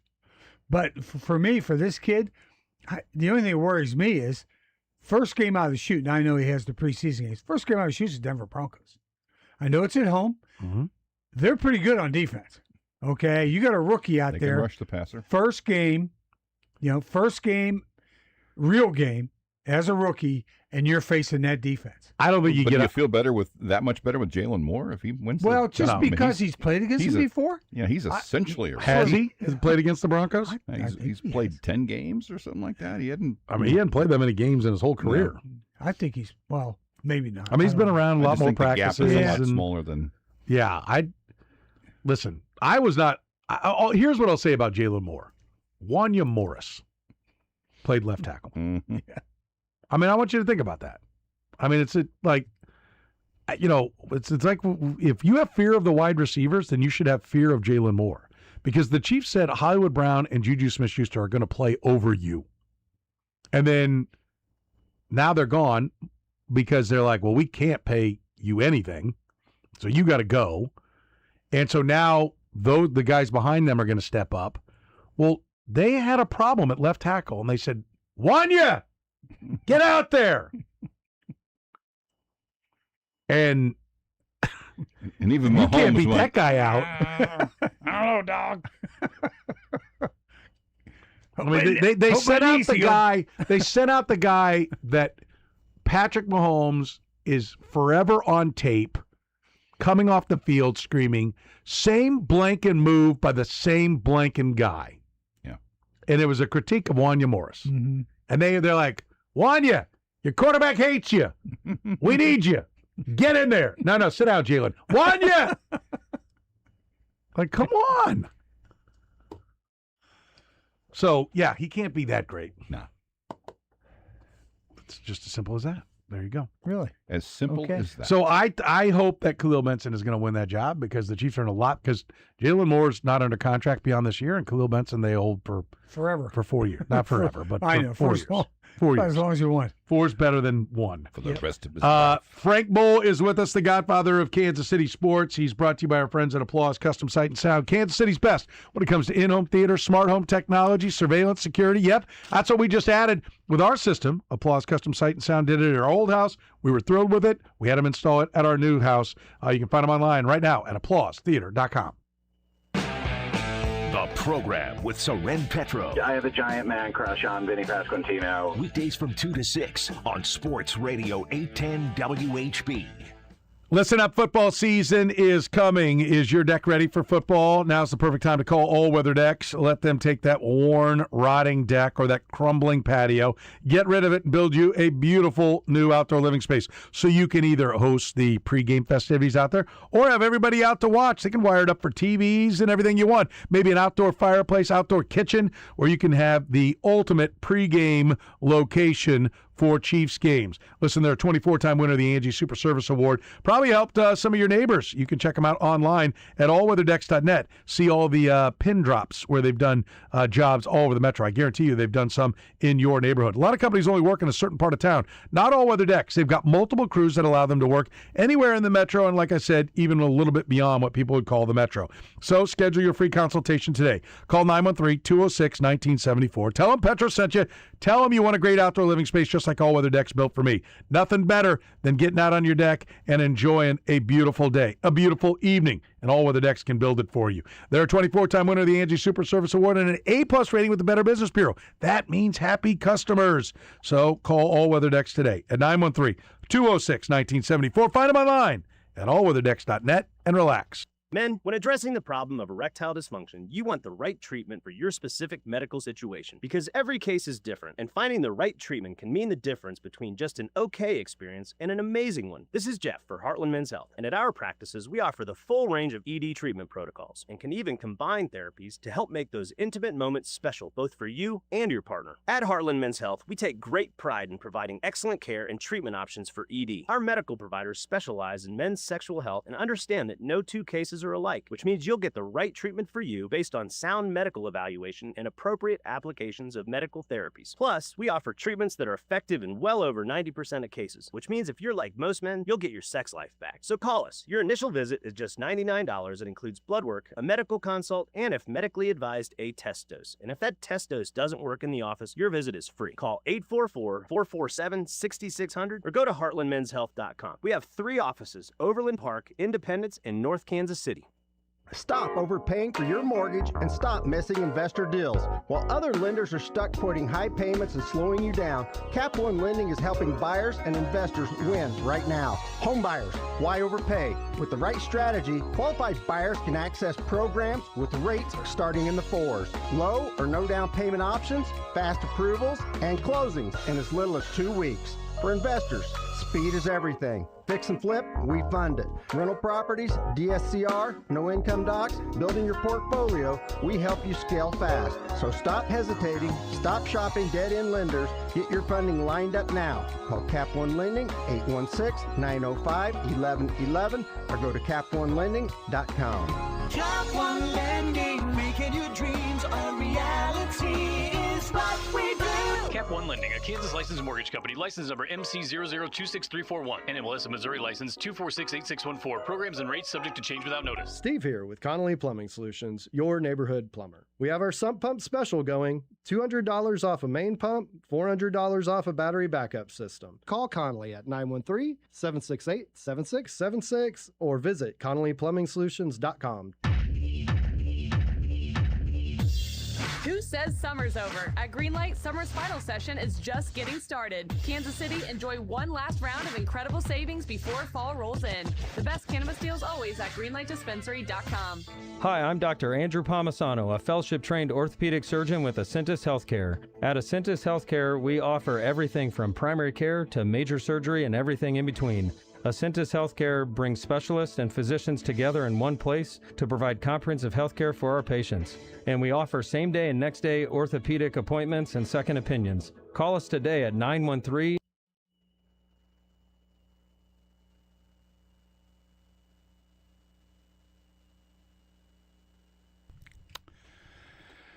All right, the Twin Peaks end of the hour answer.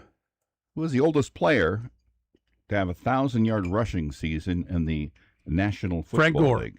Nope. He was not young though. He was the fourth oldest, tied for the fourth oldest at 33. Otis Anderson? Nope. He was 32 in 1989. John Riggins? John Riggins. Ooh, there we go. Two guys rushed for 1,000 yards in their 35-year-old season. John Riggins in 84. John Henry Johnson of the Steelers. Frank's old pal. Love John Henry Johnson. Carried that ball out there like a loaf of bread, baby. Come on. He did it in 1964. Riggins was a couple of months older, born in August. Johnson was born in late November, so technically Riggins, but I would have accepted either answer. So why? I got it right with John Riggins. Yeah. So, but like if no one got Riggins and someone said John Henry Johnson, I think I would have been okay with it. Oh, I saw him play in person. But Riggins is the right answer. Thunderdome, whiskey. Apparently, your generation has crept into us. We're now grading on a curve. We used to have standards. Mm-hmm. We used to have one right answer. Now, apparently, we give you 3 or 4. I've never made standards. Unless you're to in make sure you kids can handle it. Grade on a Whiskey curve. Said none of her classes have a curve. No curve? Really? Well, wow. Cruel and unusual punishment down there in Tennessee. True story. Okay. I mean, if my idea for a segment was there can be only 3. So you said, well, there can be only one. I'm like, we didn't have a really cool movie from my youth. Youth? Yeah, I think it was, I don't know. I don't remember how old I was when there can be only one. Or what was it called? Highlander. When Highlander came out. Leave this place, Highlander. Yeah. Good movie. You seen it, Frank? Yes. Great movie. Yeah, not bad. No, great. It's okay. It was a great movie. It's okay. Like, are you one of these, like Curtis only thinks a great movie, a movie can only be great if all the critics and everybody say it's great. No. You can't venture out on your own to call a movie great. I'm not one of them. Absolute, just Let's get to some Frank opinions, Frank. What do you think? Let's go. Let's get there. I'm ready. Hopefully we got some great movie questions. Yikes. How would you rate the Royals at the trade deadline? 0 to 3, 4 to 6, 7 to 10. Oh, man. I'll say 0 to 3. They got the Lane Thomas deal done. I'll go 4 to 6. 72% said 0 to 3. You know, when it was that high, I knew Frank won. Yeah. 27% said 4 to 6. 1%, 2 people out of 196 said 7 to 10. I'd love to know why. By the way, what's your Twitter handle? Let's try to build that back up since you got hacked. If you follow Curtis's old Twitter handle, you will be hacked. Yes. With some kind of crypto scam. And you're wondering, how come you haven't posted since last December? That's why is Curtis keep telling me about this great, he's buying a Rolex off his crypto investment? Because it's not Curtis. Because it ain't me. What is it now? KL Siebold. Okay. At KL Siebold. Okay. SEABOLDT. And you too. Yes. Can have your voice heard here for Frank Opinions. Will Matt Quatraro be back in 2027? Yes or no? Yes. Number. Yes. So we're right on that? Okay. 78%. 79. 83.7. Okay. Should Matt Quatraro be back in 2027? Jeez. I'll say, I'm going to say no.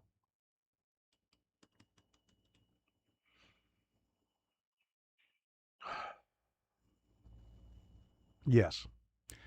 55-45. Yes. There we go. Those are some sanity. So this is a case of squeaky wheel getting the greasing. Yeah, but still 55-45. Yeah, but I would have thought by my replies that approval rating. No, but I would have thought based on people who follow me, who were ones who voted here, that it would be 70-30. He shouldn't. But the people who are okay with him don't ever, they have no reason to go, I think he's great, unless they're responding to somebody else who thinks he sucks. Will J.J. Piccolo be the Royals GM in 2028? Yes. On that one, I'll go no. 59-41, no. I think they're more mad at JJ than they are Quatraro. And I know that wasn't an apples to apples question because one is for next. One is for. Wait, were they for the same year? No, they're for different years. Yeah, Q would be for. But I think there's more frustration with JJ than there is Matt Quatraro now. That's probably true, especially after this week. I think there may not have been the case during the season. I think I heard more stuff about Matt Quatraro, but there's people are starting to coming around, and I think this week soured a lot of people on JJ. So I can see why that. Still a little surprised that more than half the people who follow me said they thought Matt Quatraro should be back. So I have some hope now, I guess, for Royals fans, at least for their knowledge of the game. Yeah. Well, these are just your followers. Yeah, my followers. Mine are brilliant. Oh, yeah. They're amazing. I don't think we have any crossovers, so. No, mine are, no, they're good.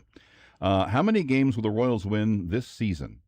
60-64, 65-69, 70-74, 75 or more. What are they on pace for right now? Let's see, what is that, 30? That when I do, there can be only one. Mm-hmm. I have that stat at hand. You do. So you win. Your brain has the candy shell, Curtis, in this case. Your brain has a shell on it. They are. Winning percentage is .407, so that's 66. 66. So what are our options? 66. 60-64, 65-69, 65, 70-74, 65-69. Number? My turn. Yep. Oh gosh, I'll say 60. Ooh. No, I'll go 59. I think that's second middle. There's some in the bottom and there's some in the second middle one. I think that's a little high. 59. You were right. 50. Ooh, okay. Now, I would have thought even lower. 38% said 60-64, 10% 70-74, Oh, okay. 2% think 75 or more. I'm sure my friend Lucky Rick is in that. Well, Rick has been lucky his whole life. He has been. So he's had a rough week. He thought he had the Royals going 12-3 in the second half coming out of this weekend. That did not work out well. How many games will the Royals win next season? The season with all the promise and optimism. Same numbers, 60-64, 65-69, 70-74, 75 or more. 70-74. 70-74. Number? It's on me.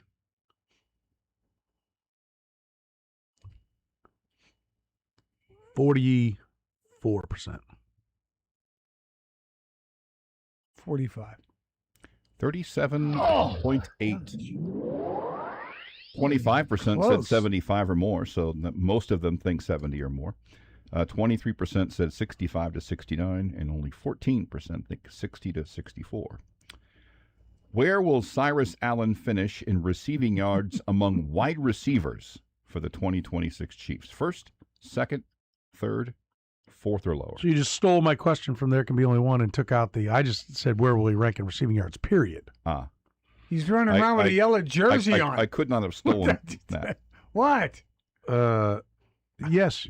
There's podcasts and radio and all kinds of ways you could have heard it. I don't. I even sent you the question, and you answered it, and it's on an Excel spreadsheet with your answer. Gosh. Wow. That's a lot of words. No, but you're dumbfounded, like I didn't know about it. You answered the question. Yeah, okay. And the world is waiting for your answer to this Say it one. again. Where he ranks in receiving yards amongst receivers. Fourth or lower? Second. You had second or third as one? First, second, third, fourth or lower. I'll say third. And just why? So no Kelsey. Yep. I even put no tight ends. Because the question was a little wordy. Yeah, I'm going to go second.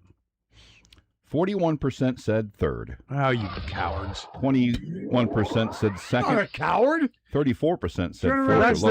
That's the safe answer. But I thought, well, now we can tone down the Cyrus Allen. How are you running him down on kicks? Well, you guys don't even think he can be second on the team in receiving yards. That's amongst wideouts only. That's why I went ahead and asked it, because I thought, well, how much did the injury or how much did what happened over the weekend change that? By the way, if I were you, the guy I was just talking to, I'd go, yeah, it's because stupid Tobe's going to get him hurt covering kicks, you fat ass. That'd be my response back to me. He and Q should both be fired. You know what? We're not taking calls anymore. I'll just do both sides. That's perfect. I like that. You should have a segment like that. Yeah. That'd be good. We're still going to take calls. Who finishes second on the Chiefs in rushing yards in 2026? Emari DeMercado, Emmett Johnson, or other? And I said other with a name. DeMercado. Emmett Johnson. 61% said Emmett Johnson. 27% said DeMercado. This is still America, Frank. I know. In America, what we want to be true is true. Is true, yes. What's weird is 11% said other. I said name. Give me a name. Not one person gave me a name. So 11%, more than 10%. Well, you know that guy. Thought somebody else they didn't. I'm not telling you who. That Just guy. somebody. All right. When does Mansour Delane play his first game? Preseason week 1, preseason week 2, preseason week 3, regular season. Preseason. Oh, I'll say preseason week 1, just for fun. No, he's running around. That's a week from Saturday. I think the answer. I mean, Andy Reid called him one-armed. Yes, that's not good for any player, particularly a guy whose job is to tackle. Nut. A tough nut. It's tough nut. Play with one arm. Doggone it. Play with one arm. It's important to understand Lost the my Hawaiian connotation shirts. around that statement too. Just to be clear, could be taken the wrong way by some. Doggone it.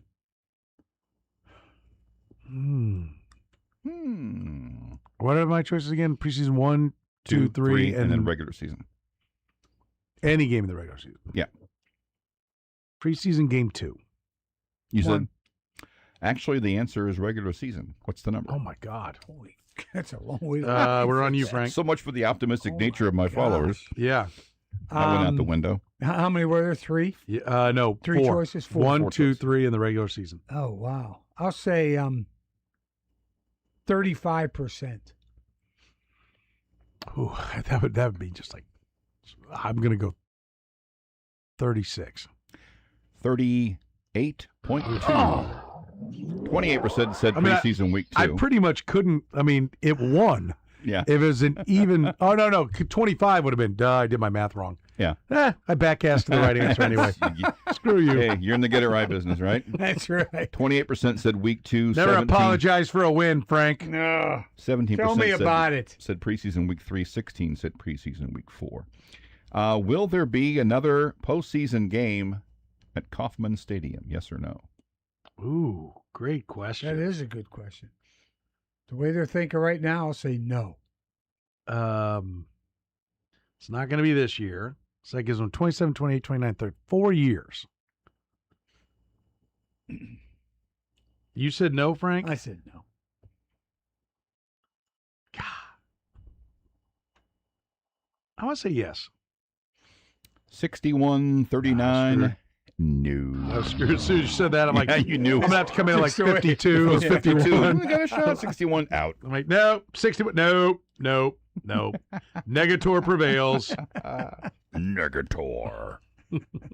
Skeletor. 3 containers on the shelf. What are you grabbing? Chicken salad, tuna salad, cottage cheese, in honor of my trio salad combo. Chicken salad. Curtis and I both love that. Hen House has this little, they give you like an ice cream scoop, a dollop or a ball of each one. On a bed of leaf lettuce. with Great, because when tomatoes. you get done, you can take the lettuce. One? One of each one. Yep. It's great. That sounds It's great fantastic. protein Nice. lunch on the go. It's in the delicatessen if you'd like to go. Good stuff. Chicken, tuna, Well, cottage I cheese. love their chicken salad because it's the same chicken salad. They have 2 different kinds of chicken salad. I forget which one I like. I can tell. I like the one that's got less stuff in it. Yeah, same. Chicken, salad, mayo. Yeah, chicken and Hellman's.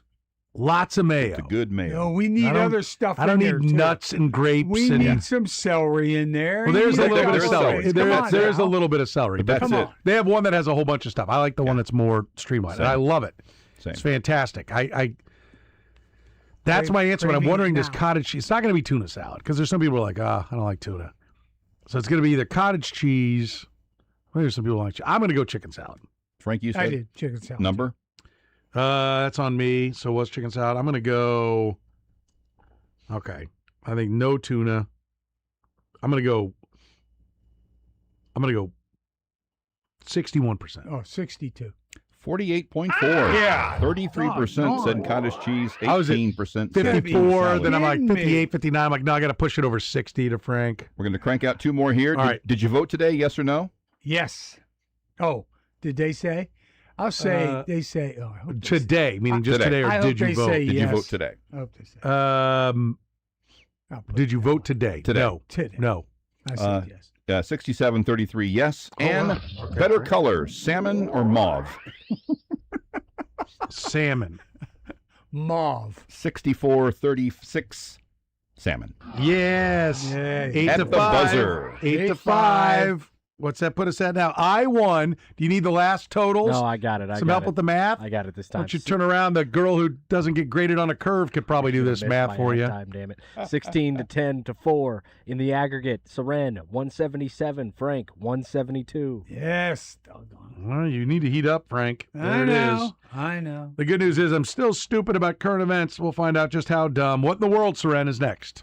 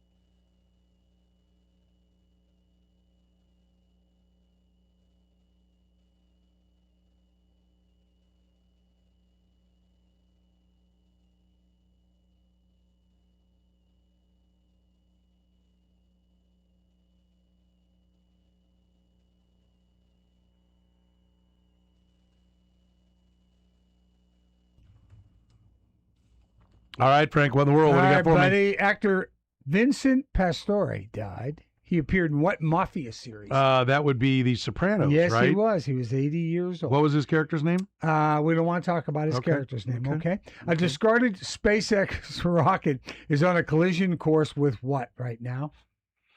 A SpaceX rocket? SpaceX rocket. They just got away from him. There's so many jokes. There's so many jokes going through my head. I can't even begin to guess a real one. I don't know. The moon. Okay. We've had lots of hot weather, but the Missouri Department of Transportation is already hiring who? Plows? Snowplow? Yes, people? there's snowplow drivers. Leave and me no 5 winners. seconds for breaking Royals news. Okay. What historic local golf course had to delay its reopening last Friday because of the rain? Oh, Tennessee. Swope. Swope Park. Oh, okay. Very good. Go From ahead. Andy Rogers, Stephen Kolek, and Luwinder Avila will both undergo Tommy John surgery tomorrow. Dinner is on passing. You're mine, Jeff.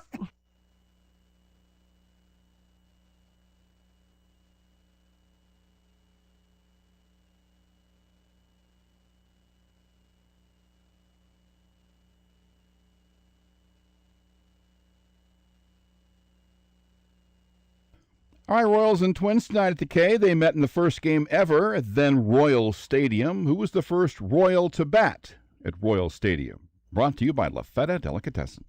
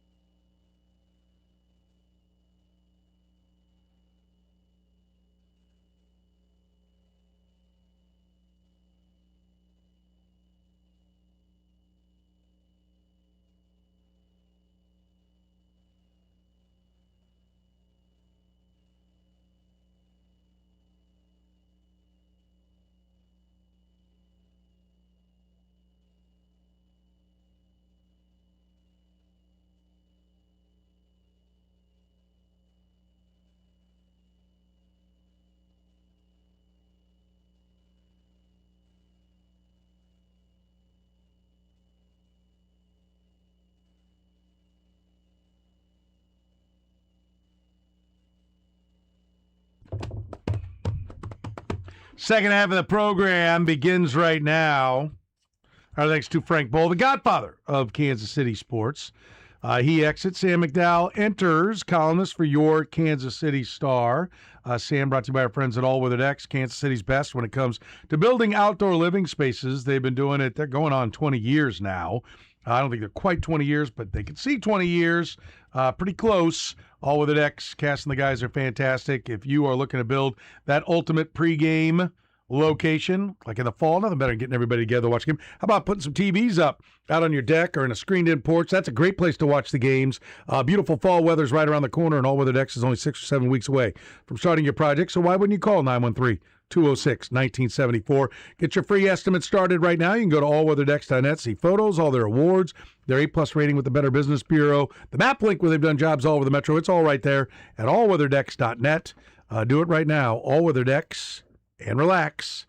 Let's welcome Sam McDowell to the program. Sam, how are you? I'm all right. How are you doing? I'm doing good. No complaints. And certainly excited to have football practice going. But first, let's talk Royals baseball. We got news right as we were wrapping up last hour. Stephen Kolek and Luinder Avila, both of them, Tommy John, right? Tommy John. Both of them going under the knife for Tommy John. Let's start with, that's certainly sad news, but I don't think unexpected when you heard what the injuries were. Yeah. In fact, so not unexpected that Jeff Passan will now pay for dinner for he and I and our wives. So I'm looking forward to, tips on the most expensive place in Kansas City. So Jeff Passan, who wrote a book on Tommy John, took the other side. Yes. Okay. I pointed that out to him. I go, didn't you write the book, The Arm? It was about all arm injuries. And he even acknowledged, he goes, well, because I said, well, he's going to have surgery. He goes, you don't know that he's going to have surgery. I said, well, in the sense that it's like been scheduled and all that, you're correct. But like having covered baseball for this many years, and when they say that, and then the guy goes for a second opinion, you don't go for a second opinion because they're like, you're good, just rest it. I want to make sure. You go to a second opinion because you didn't like the first one. Yeah. If you're asking if you can take the car and dad says yes, you don't go, only ask mom to make sure. And Jeff said, you're probably right, but just because you're such an ass, I will take the other side of that bet. So I'd like to point out that I just overwhelmed the man's senses into making that wager, and I look forward to dining once we get to the off season. I bet. So it'll be fun. Eats on Jeff. Yeah, for you, yeah. Hell, I'll never remind him about it either. Why even bring it up? It'd be the best for him to get it done as quick as possible because every time he's on the show. You seem like the kind of guy that wouldn't even bring it up. No. I can't imagine you even talking about it at all. There you go. See? You understand. You understand how I work. I'm impressed. Sarcasm. Let's talk about, they've had a lot of injuries, and a lot of fans are wondering if they're going to blow up the training staff. Should they be? Oh, I don't know. I mean, can a training staff prevent Tommy John? Medical staff? Brian Sweeney's coming under fire?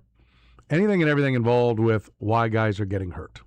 I don't know why guys are. I don't have it. I think the Vinny Pasquantino. I think when they let's just call it the medical staff. When Vinny Pasquantino comes back and then leaves with a sore hand, the hand he had operated on, and he came back in what was a very short timeline, I think people are right to wonder, like, should he have been green lighted?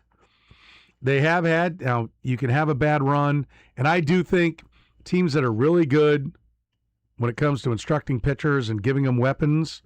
You give a guy a new pitch to throw, you're asking him to do something with his arm that he hasn't done before. And so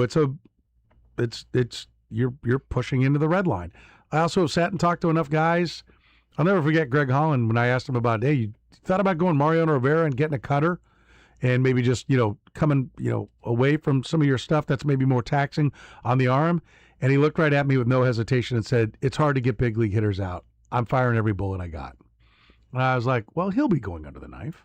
And he was, not long later. I mean, but I think that's kind of the mindset. Like, doing this is hard. This is what it takes, and I'm willing to make the sacrifice, is where a lot of players are. So I don't have a problem with teaching new things, and because I think pitchers are going to get hurt. You just got to be really good at developing them, and you got to get the most out of them when they're healthy. But I think this is either one of the most unlucky seasons ever, or they are not. I mean, Chris Bubich finishes the year, doesn't have surgery, he's hurt again.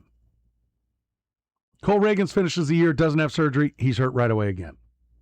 I mean, I think there's reason to at least say, hey, are you confident in your medical people with what they're doing? Yeah, I mean, this is, just to be honest, like, this is so far out of my expertise. I think it's tough for me to comment on. I don't know the through line. I also don't know, like, are the Royals a statistical anomaly with their injuries this year? I think they've had a lot of them. I mean, yeah, I think they're beyond the norm this year, but I think teams have years where it goes bad. Yeah.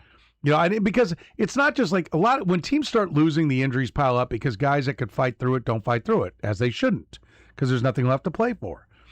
But I do think the Reagans, Bubic, Pasquantino, they were hurt, and we didn't really solve it. Like, that part, I think, deserves some scrutiny. Yeah. I mean, I'm sure. Like, I'm like you. I'm not a doctor either, but yeah. I mean, I think J.J. Picollo should be having a meeting with all of his medical people and should be saying, all right, so what happened here? What did we miss? Yeah, I mean, I don't know that they did miss anything. I mean, I don't know what those conversations were like because, I mean, you certainly have instances where, you know, pitchers who are pending free agents probably don't want to have surgery going in, you know, to where they've got 2 months ahead of free agency, which is what you would have been talking about with Bubic. Obviously, the Dodgers anticipate that he could potentially help in September or something, but I'm not disagreeing with you that could be studied. I'm just saying I don't have the knowledge of what that study would reveal. Okay. But they should look into it. I mean, I just think when a team goes 46 and 67, you probably should look into every reason why. Digging Deep with Sam McDowell, we like to call this segment here in the program. The trade deadline comes and goes. They knew that this is where this was going to come with Avila and Kolich. Yeah. So did they handle it right? Like, oh boy, we don't have any starters next year. We can't trade one. No, I mean, I think their entire basis for their trade deadline was the assumption that they're going to be competitive in 2027. And for those people who were on the call, or I don't know if you guys played J.J. Piccolo's full question and answer, but I just asked him why. Yeah, we did. I well, let's play it again. That. Let's play it again since we played it earlier today. Curtis was on the Zoom. He didn't ask any questions, but he was on it, and we were on the air when it happened yesterday. But this is Sam asked, you know, why you're confident. You know, when he was talking, giving all the answers about, okay, well, you know, we're going to need those guys. And first he wanted to clear up because there have been reports out there that they had lots of offers and they rebuffed them.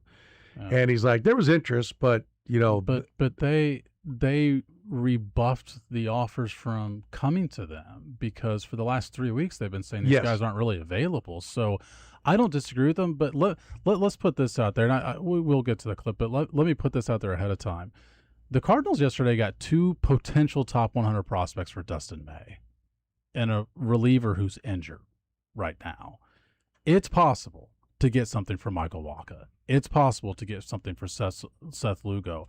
When you tell teams that they're not available, you're less likely to get any offer that. Or that when you tell teams seeking. It's going to take a lot. Yes.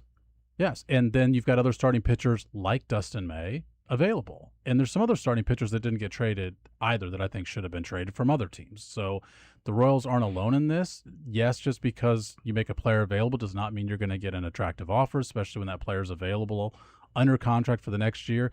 Dustin May's a free agent this year. And I would encourage people to go on the Brewers Twitter account, for example, their social accounts announcing that trade. The fans who know their prospects are pissed about giving this up for Dustin May.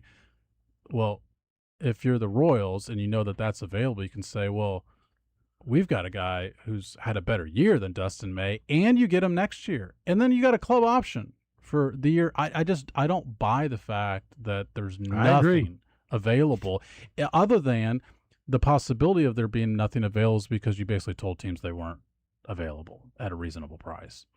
All right, so now we've set the stage. This is Sam asking J.J. Piccolo about why he's confident in contending next year. Well, the same belief we had this year. We we know who our catchers are. We know who our first baseman is. I think Massey and Nick Lofton have done a great job at second base. We know who our shortstop is, our third baseman is. Yeah, Isaac Collins has come around. Jack Caglione's playing well. Kyle Isbell plays the defense and understands his role as an offensive player. So when you go around the field, we're not rebuilding a team. And then when you look at what Walker and Lugo have done for us, and Noah Cameron, they're guys that are really 60% of our rotation, as we said here today.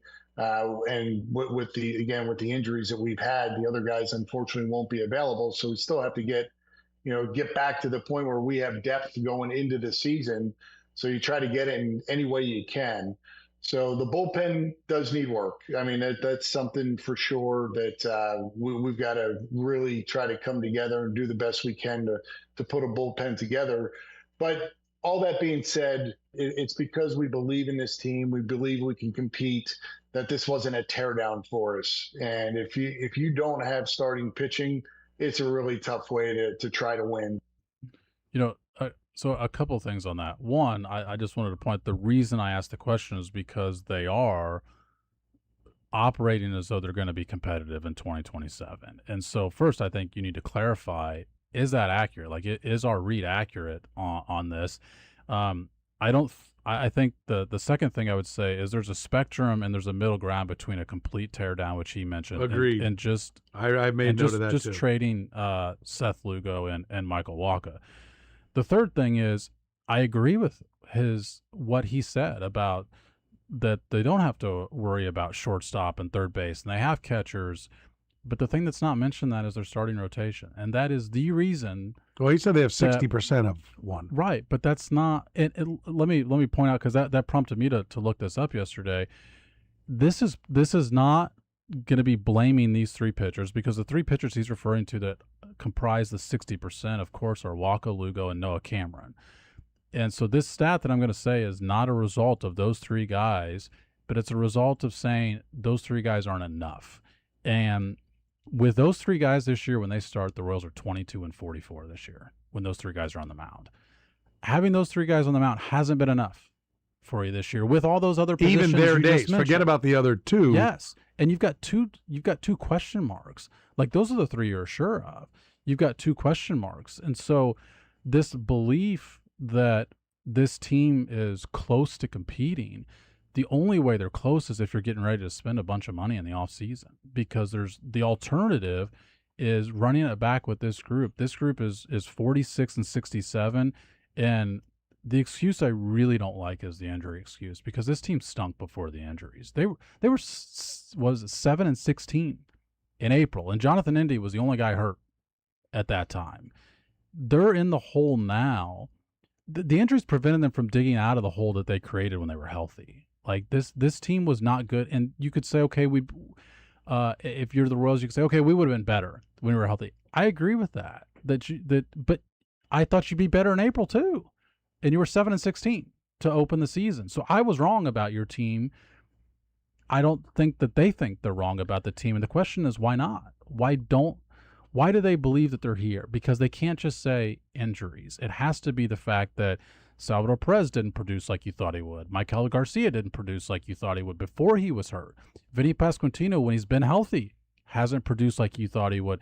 Seth Lugo, the guy we're talking about, had a 4.5 ERA until a couple of weeks ago. Your bullpen has been awful. And by the way, it's a 441 now. And Noah Cameron's is a 459. And if you want to go with FIP, 426 for Lugo, 388. Actually, Noah Cameron's the best, 388, because Michael Wacha's 393 by FIP. Those three guys, it's not like that's not Glavine, Maddox, Smoltz, and let's put a couple of guys on the end to just keep us in the fight. Right. Yeah, it's almost like you need those. I think Wacha could be a 2, but it's almost like you need like a 1 and 4. I think you need, if you wanted a traditional 1 through 5, I think you need a 1, 2, and 4. And so, like, when you look at it, this thought that or 1 and 2, and to complete what J.J. Picollo said, he also acknowledged that they've got work to do with their pitching staff.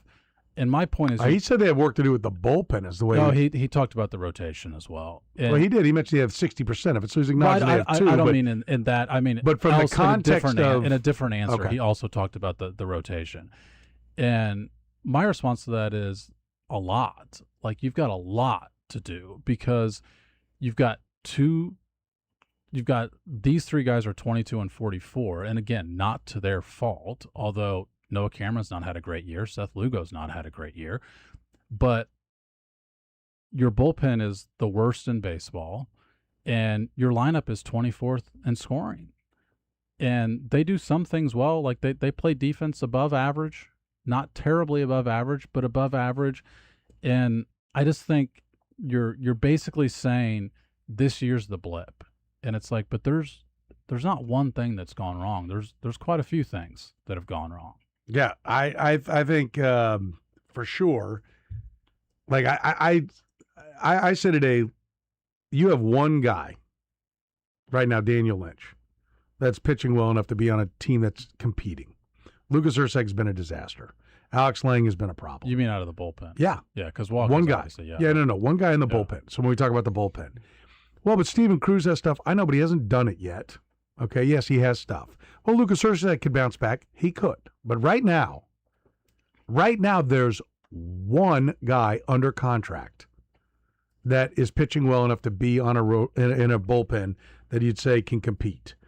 But okay, we like Cruz. He's gaining the experience he needs. He's going to be there. Okay, Urseg could bounce back. Okay, Lang, we have control of. He's been a 12K per 9 guy. We think we can get him over the hump. Dorn, okay, who just added from the right in the deal. Pearson was released by a 500 Astros team. I mean, I know he was a good prospect, and I know he can throw 97. You just picked up some guys. You have 8 bullpen guys on a roster, on a 26-man. And then you're probably going to need 4 to 6 more minimum to get through the year with the shuffling up and down. So really, like, let's go with you're going to need 13 guys. Let's make it 12. I'll make it 12. You're only going to need 4 extra guys off your 8. You have one that's pitching well enough. You have about 6 in-house candidates. A 50% rate would be good. That's 4. Means you need 4 more just to fill out the 8. You need 4 more locked and loaded in the minors. So you need 8 relievers. And the back end, too. Yeah, and you need you need a closer and an 8th inning guy for sure. Yes, for sure. And maybe Lucas Urseg can bounce back and be one of those guys, but maybe.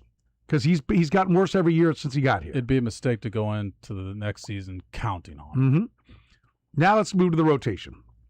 On average, a couple of years ago, we ran the numbers. I haven't run it for a few years. Maybe we'll do it this year off this year's playoffs or something.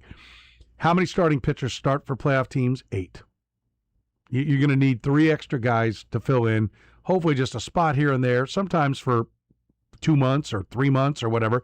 8 starters. You have 3. You need 5 starters. And it's not going to be Kolich. It's not going to be Avila. It's not going to be Boerigter. It's not going to be Cole Reagans. Now, you can tell me that maybe Cole Reagans will come along. I said today, I put him over here on a shelf called Fairy Tale Shelf. He's had so many injuries, about midseason, like those things always drag on. But okay, whatever. Maybe he comes riding in and you're going to do it. But then what else do you have?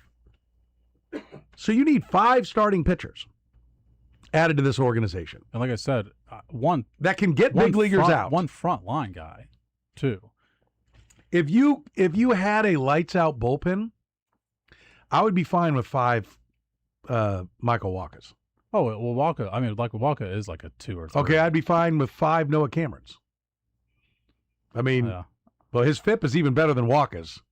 I mean, like I think if you have a guy that can just keep you in games, and when he's on, he has a really good day, and when he's off, he goes 5 innings, 5 runs, then you're fine. And then you shut everything down, 7, 8, 9, okay.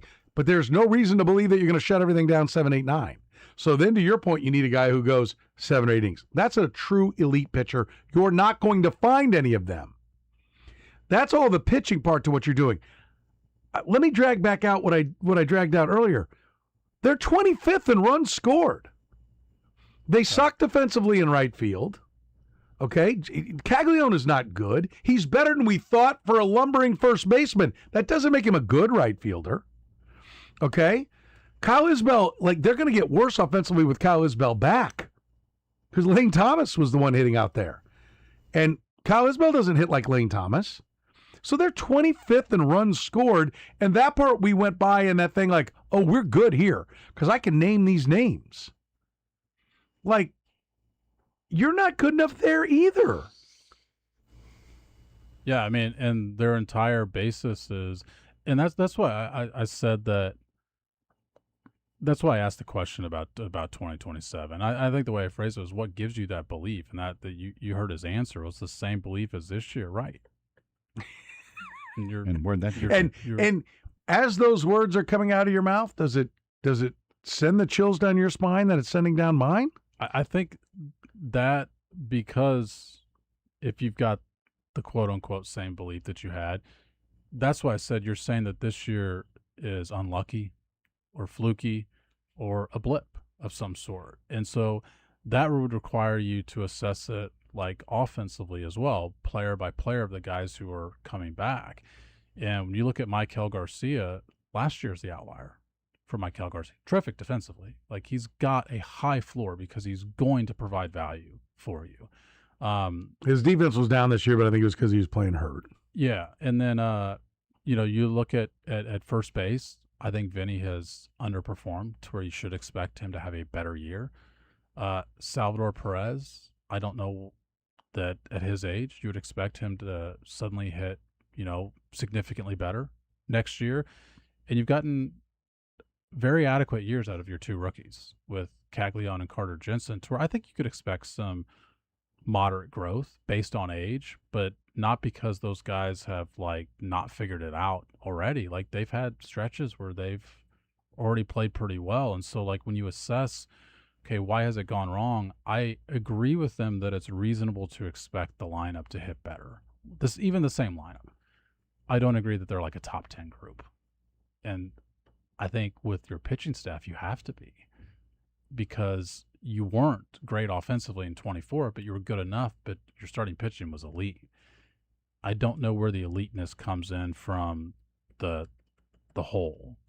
Obviously you've got an elite player, and I'm sure that they look at that Bobby Witt Jr. contract and see a window. And my point is, you could close that window awfully quickly if you're not careful about it. And I know it's not great to eat it for 2027, but I don't think you have to completely. That's why I didn't like his term about tear down. It's like, well, you don't have to tear it all down. Right. We're not saying trade this guy and this. We're not saying trade Michael Garcia and Bobby Witt Jr. and Carter Jensen and Jack Caglione. It's there's an in between there, and we've seen other teams do it successfully, and you bypass. It's factual. You bypass the opportunity to have more of a mini rebuild over 27 to get in a better position for 28 and beyond. Yeah, a season that might not even happen. Right? I mean, you're prioritizing a season that might not happen, or at least would happen. Well, which to me is your get out of jail free card to say, well, we're focusing on 28 because we don't even know what 27 is going to be. At least like a conversation with ownership, you could say that, right? Hey, you know where this is at. You know this is not in a good spot right now. Why don't we focus on 28? Why don't we're still going to keep Bobby Witt. We're going to keep Michael Garcia. We're not going to just bottom out. We're not going to lose 100 games. But what do you think about looking at 2028? And I would think that, and I shouldn't say I would think that because I don't know where ownership is on this. I think it would be a good time to hear from ownership and where they are on all this, but I don't know exactly what, I obviously have a lot to focus on right now. I don't know how that plays into it, but that's why I said you're in precarious footing now, because also I think as an organization, you have put the target on yourselves for next year. The pressure's on for next year. You've also to a degree, you're giving no pound of flesh to your fan base. You're basically saying, no, we're going to run this back because this was the right move. You're not acknowledging, hey, we needed to do this or that. Even if you're like, and this would be a chance that they're going to get it, maybe they'll get asked it somewhere along the way, but, well, what would you do differently? And maybe we'll hear, well, we could have done this, we could have done that. Maybe it's more of an off-the-record conversation because we could have traded for this and that probably would have been better, but we didn't because of this or what have you. But I will tell you the one thing that I am really, really tired of hearing is, well, we've got Bobby Witt. I don't, and I don't hear them say it as much as I hear people around. Well, when you have Bobby Witt, and it's people that I think have been told that by the organization. Well, while we have Witt, because I'm assuming that there was some kind of conversation had that it's a great deal monetarily, and when you sign this, we're going to compete. We're going to put the money behind it. Ownership's going to pay for it. You're not going to be going through some complete teardown. To which is part of the reason why I think there's a defensive nature of, well, we're not going to do a teardown. No one's asking you for a teardown. And no one's asking you to make it a 5-year plan. We're asking you to allocate resources where you really have a chance to win the fight. Like telling your fan base, that's great. Bobby's happy with you, your fan base. And I know JJ will tell you he's going to make decisions based on what's best on the baseball club and not about trying to save his job. Every general manager I've ever talked to has said, I'm going to do what's right for the team, and if I get fired, I get fired. That's how it is. They're all, and I'm sure he'd say the exact same thing. But if you want to do the job right, you're not going to get there if you're going to walk through pitchforks and torches to the office every day. You're 46 and 67 with Bobby Witt Jr. I know he's been on the IL for the last 2 weeks, but before that, the guy for a large portion of this season was leading the American League in WAR, and you were not good. One great player in baseball is not enough. Yes. You're better off to have baseball's much more like defense in the NFL. No weaknesses. You're better to be good everywhere than be great in a few spots and have disasters in a few others. Because if your 7-8-9 is OPSing at 357, that's a third of the game is over. And then no one's on base when you turn it over to the top. And so when they hit a home run, it's a solo home run, right? So you can't, and if 3 of your starters are pretty good and 2 of them are utter disasters, like that's how you end. I've watched that. I've covered that for years. I mean, they have, they did before today, had the worst pitcher WAR in baseball with Matt Strom and the worst position player WAR in baseball, which was Salvador Perez. And like, you couple that with Bobby Witt Jr. and like you average out those 3 guys, like there's other teams that can match those 3 combined. I can't imagine those 3 seasons combined. I can't imagine many teams go into a year with the goal of having the worst pitcher and position player at the same time. I don't think Thanks. so. Thanks for chiming in.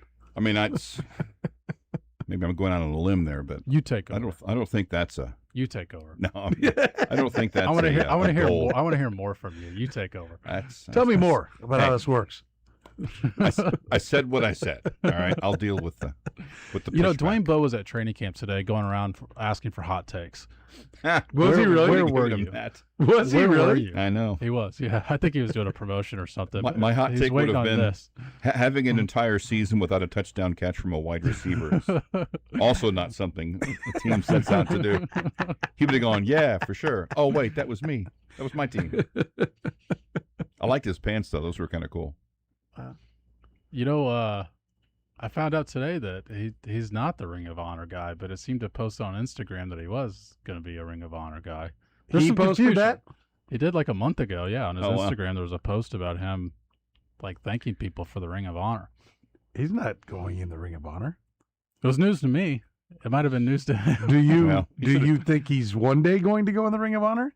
I think the Chiefs have such a backlog of guys. I mean, Jamal Charles isn't in the Ring of Honor. Well, and it's Clark Hunt's choosing. Yeah, right. He needs. It's a one-man.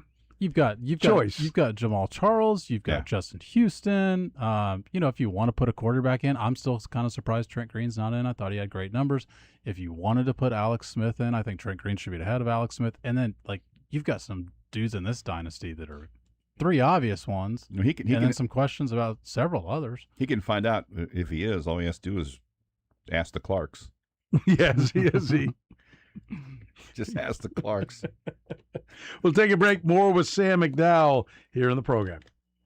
The program with Soren Petro. Who knew this was just going to be a fat old man turning into a giddy little child? Oh, yay. Weekdays from 2 to 6 on Sports Radio 810 WHB. All right, listen up, guys. You're not feeling like yourself. It could be the low testosterone. That is a problem. Look, if you've got low energy, low sex drive, brain fog, decreased motivation, reduced muscle mass and strength, all those could be signs of low testosterone. I'm going to tell you where you need to go. You need to go to the Low T Center. Go to fixmylowt.com. That's fixmylowt.com and talk to the experts. They've got an experienced medical staff that will come up with a plan that fits you, your personal needs. Listen, you're not the same as anybody else. Why would the treatment be the same as anybody else? Low T Center will come up with a plan that works specifically for you. The Low T Center uses non-compounded pharmaceutical-grade testosterone cypionate. They're using the absolute best, not some hodgepodge. You get the absolute best. Like I said, the Low T Center is where you need to go if you want to get back to being the best version of yourself. So if you're tired, worn out, you need to get to the bottom of what that problem is. And the Low T Center can help you out. Book your appointment today by going to fixmylowt.com. That's fixmylowt.com. The Low T Center is there to help you out. They'll get you a plan that works for you specifically. Just book your appointment today at fixmylowt.com. Happy summer, KC.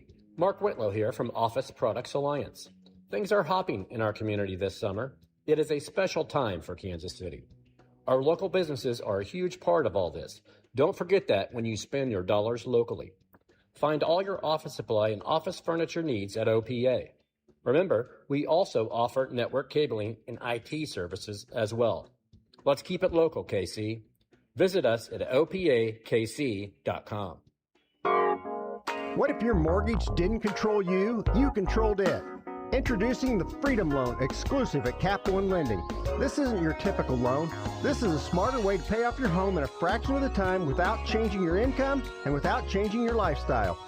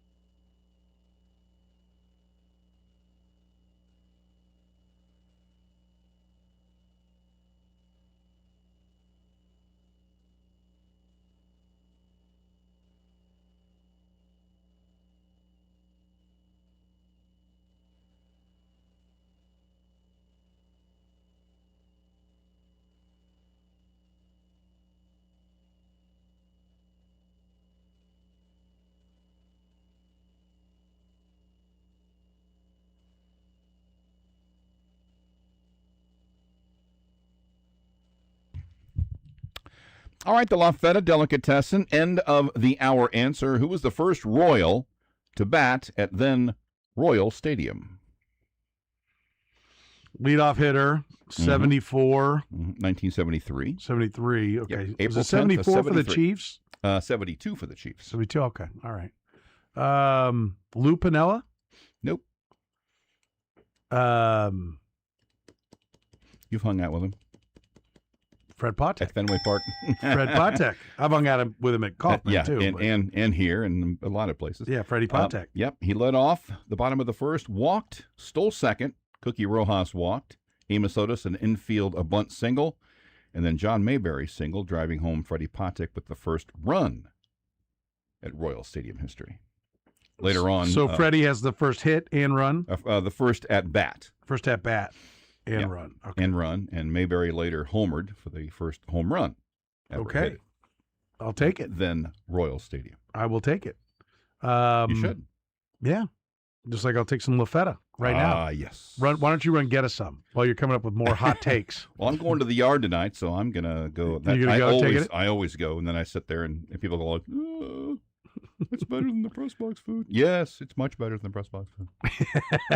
That's why I did it. Sam McDowell is with us here in the program, brought to you by our friends at All Weather Decks. All Weather Decks and Relax. Sam, the Kansas City Chiefs are practicing. Still going at it. And it's a long practice. It's like it's every day. It is day Feels in, like day every out, day. except for Sundays. They take Sundays off. They are going a lot of days in a row this year. I don't remember since I've started covering them in 19 them going 6 days in a row like they're going this week. There does seem a little bit like Andy's like, this 6 and 11 crap ain't happening again. And it's 3 straight days of padded practice, and I don't know what they'll do Friday, Thursday, Friday, Saturday, but it's a lot. It is the right tackle battle for real? Oh yeah, I think so. Yeah. Is it because Jalen Moore? People questioning? Is it because Jalen Moore? Well, no, but I could see where it's like, let's motivate Jalen Moore. We want Jalen Moore to win this, but we need him to work harder. I think that was a good theory in the summer, but I mean, Khalil Benson has had way more first-team snaps than Jalen Moore has. There's been days where Khalil Benson has gotten all the first-team snaps, and So there's how days would- where they're splitting. How did this guy not get drafted? I don't know. Your friend of the program, Matt Derrick, asked Andy Reid that. I don't know if Andy's the right person to answer that, but since the Chiefs did add him to the roster, but what was funny is a couple days later, Chris Jones was like, I think he went undrafted because of the injury thing. Well, we haven't talked to Khalil Benson, so we're eager to hear more from him at some point and see if he can get a feel. So you think for there what- is maybe why he some was hidden told. injury or something there? I think it's possible that, but he completed the season, but it's possible that maybe the medicals weren't great or something like that. Maybe it's the sort of thing where you're worried about the future. I think we'll find out more, before the end of training camp, that answer. But what's interesting about Benson is I thought he really struggled yesterday on Monday. And I don't know how much you guys played of Andy's presser because I was still up in St. Joe, but I asked him, like, what are you looking for when a player struggles, a young player struggles? It's part of it. And he said, yeah. And he was actually smiling as I was asking the question. And he was like, yeah, don't make the same mistake twice. And I thought Benson had a really good day today. And it's been fun because the padded practices, they get after it with the O-line, D-line drills. You can watch them do one-on-one stuff. And that's where I think if you watch it, Benson lost some reps yesterday, and I thought he To who? handled his. He lost. I do have the notebook because I like to actually track every one of the O-line, D-line guys. But Take your time. I was going to say. I know you were this is surprised that we might talk about the Chiefs today. I didn't mean to throw you for a curve the here. The actual, but of course the notebook's in my car. I think Felix. I'm pretty sure Felix got him once. I can't remember who else got him on him. Felix and Udike Uzama has been. I think the bar of expectation is pretty low based on what he hasn't accomplished for the last 3 years, and so I put it in that, relatively speaking, he's been better than I've seen him. Okay.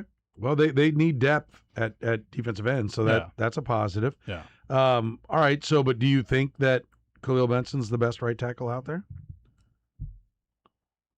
I think that he's going to have every chance to win the job, and I said this over the summer. It definitely, to me, fits into the category of when you have two quarterbacks, you have none, and the Chiefs at the summer time had 3 right tackles. Esapole does not seem to be part of that competition.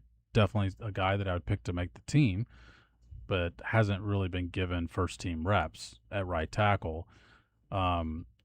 I still think it fits into that same category of having 2 right tackles, and do you really have a good one because of that? Doesn't mean one of these guys couldn't develop into that, but I think if you were the Chiefs, the best case scenario is Jalen Moore was who you sign him to be, who you're paying him $15 million a year to be, and he's the guy.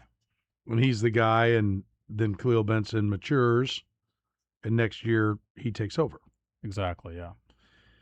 That'd be the best case scenario.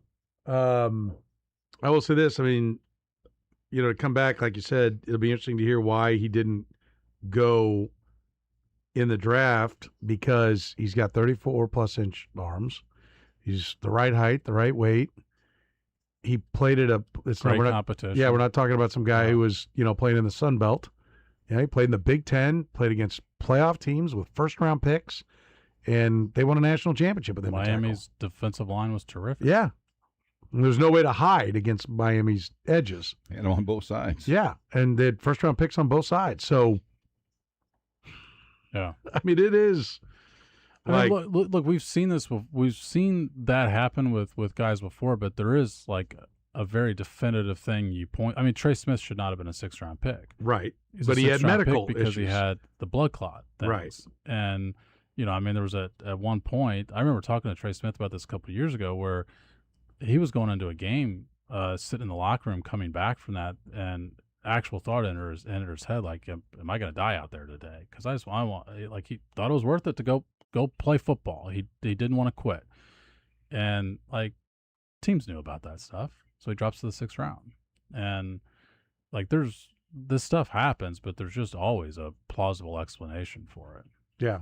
I mean, I give them credit. The one thing that it should be known is they spent more money on UDFAs than anybody else.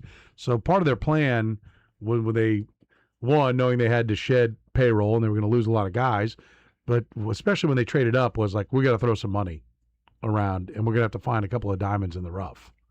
Yeah, and to your point, like, part of it is because you have 2 fewer draft picks than you were anticipating having going into the draft. Yeah. I think there's going to be, what would you put the over-under on undrafted rookie free agents making the squad this year? I think right now, if I'm picking the 53-man today, I'd have 2 on there. Benson and Xavier Nwankpa, the safety I think. out of Iowa. He's very clearly the fourth safety. It's just whether or not you keep 4 safeties because you believe that, like, Chris Rowland-Wallace can also play there, and therefore can you get away with keeping 3. But, I mean, him and Jaden Hicks have taken all of the snaps with the 2s. No wide receiver makes it? Not undrafted this year. I mean, Andrew Armstrong was an undrafted guy last year. Right. He could make it. Well, it's hard to judge the wide receivers because they're missing 3 guys right now with the contact during the contact padded practices, and so he's getting reps with the ones. But, like, look, and I've seen people talk about him getting reps with the ones. It's like, well, somebody has to. Yeah. You're missing Xavier Worthy, Rashi Rice, and Cyrus Allen right now. He's not playing over a Jalen Moore. It's not the same thing as what's going on exactly, at right tackle. Yeah. It's not like – and the cornerback room's the same way. I mean, Melvin Smith is getting reps with the ones today. It's like, okay, but you're missing – L'Jarius Sneed's not participating in teams. Mansour Delane's not participating in teams, and Christian Fulton's out today. Somebody's got to play. Why is Fulton out? I think today was a hip. We just put the usual insert injury here. And he's not somebody. What do you think Jeff Chadil will say about that tonight? He's not someone who's had. It's not like he's battling for a starting job either. Like, he is not popped, I would say, and seems to be a guy that they think they know what they have. In Fulton. Yeah. Yeah. No, I don't think he's getting. You don't think he's getting cut, right? I mean, I think he's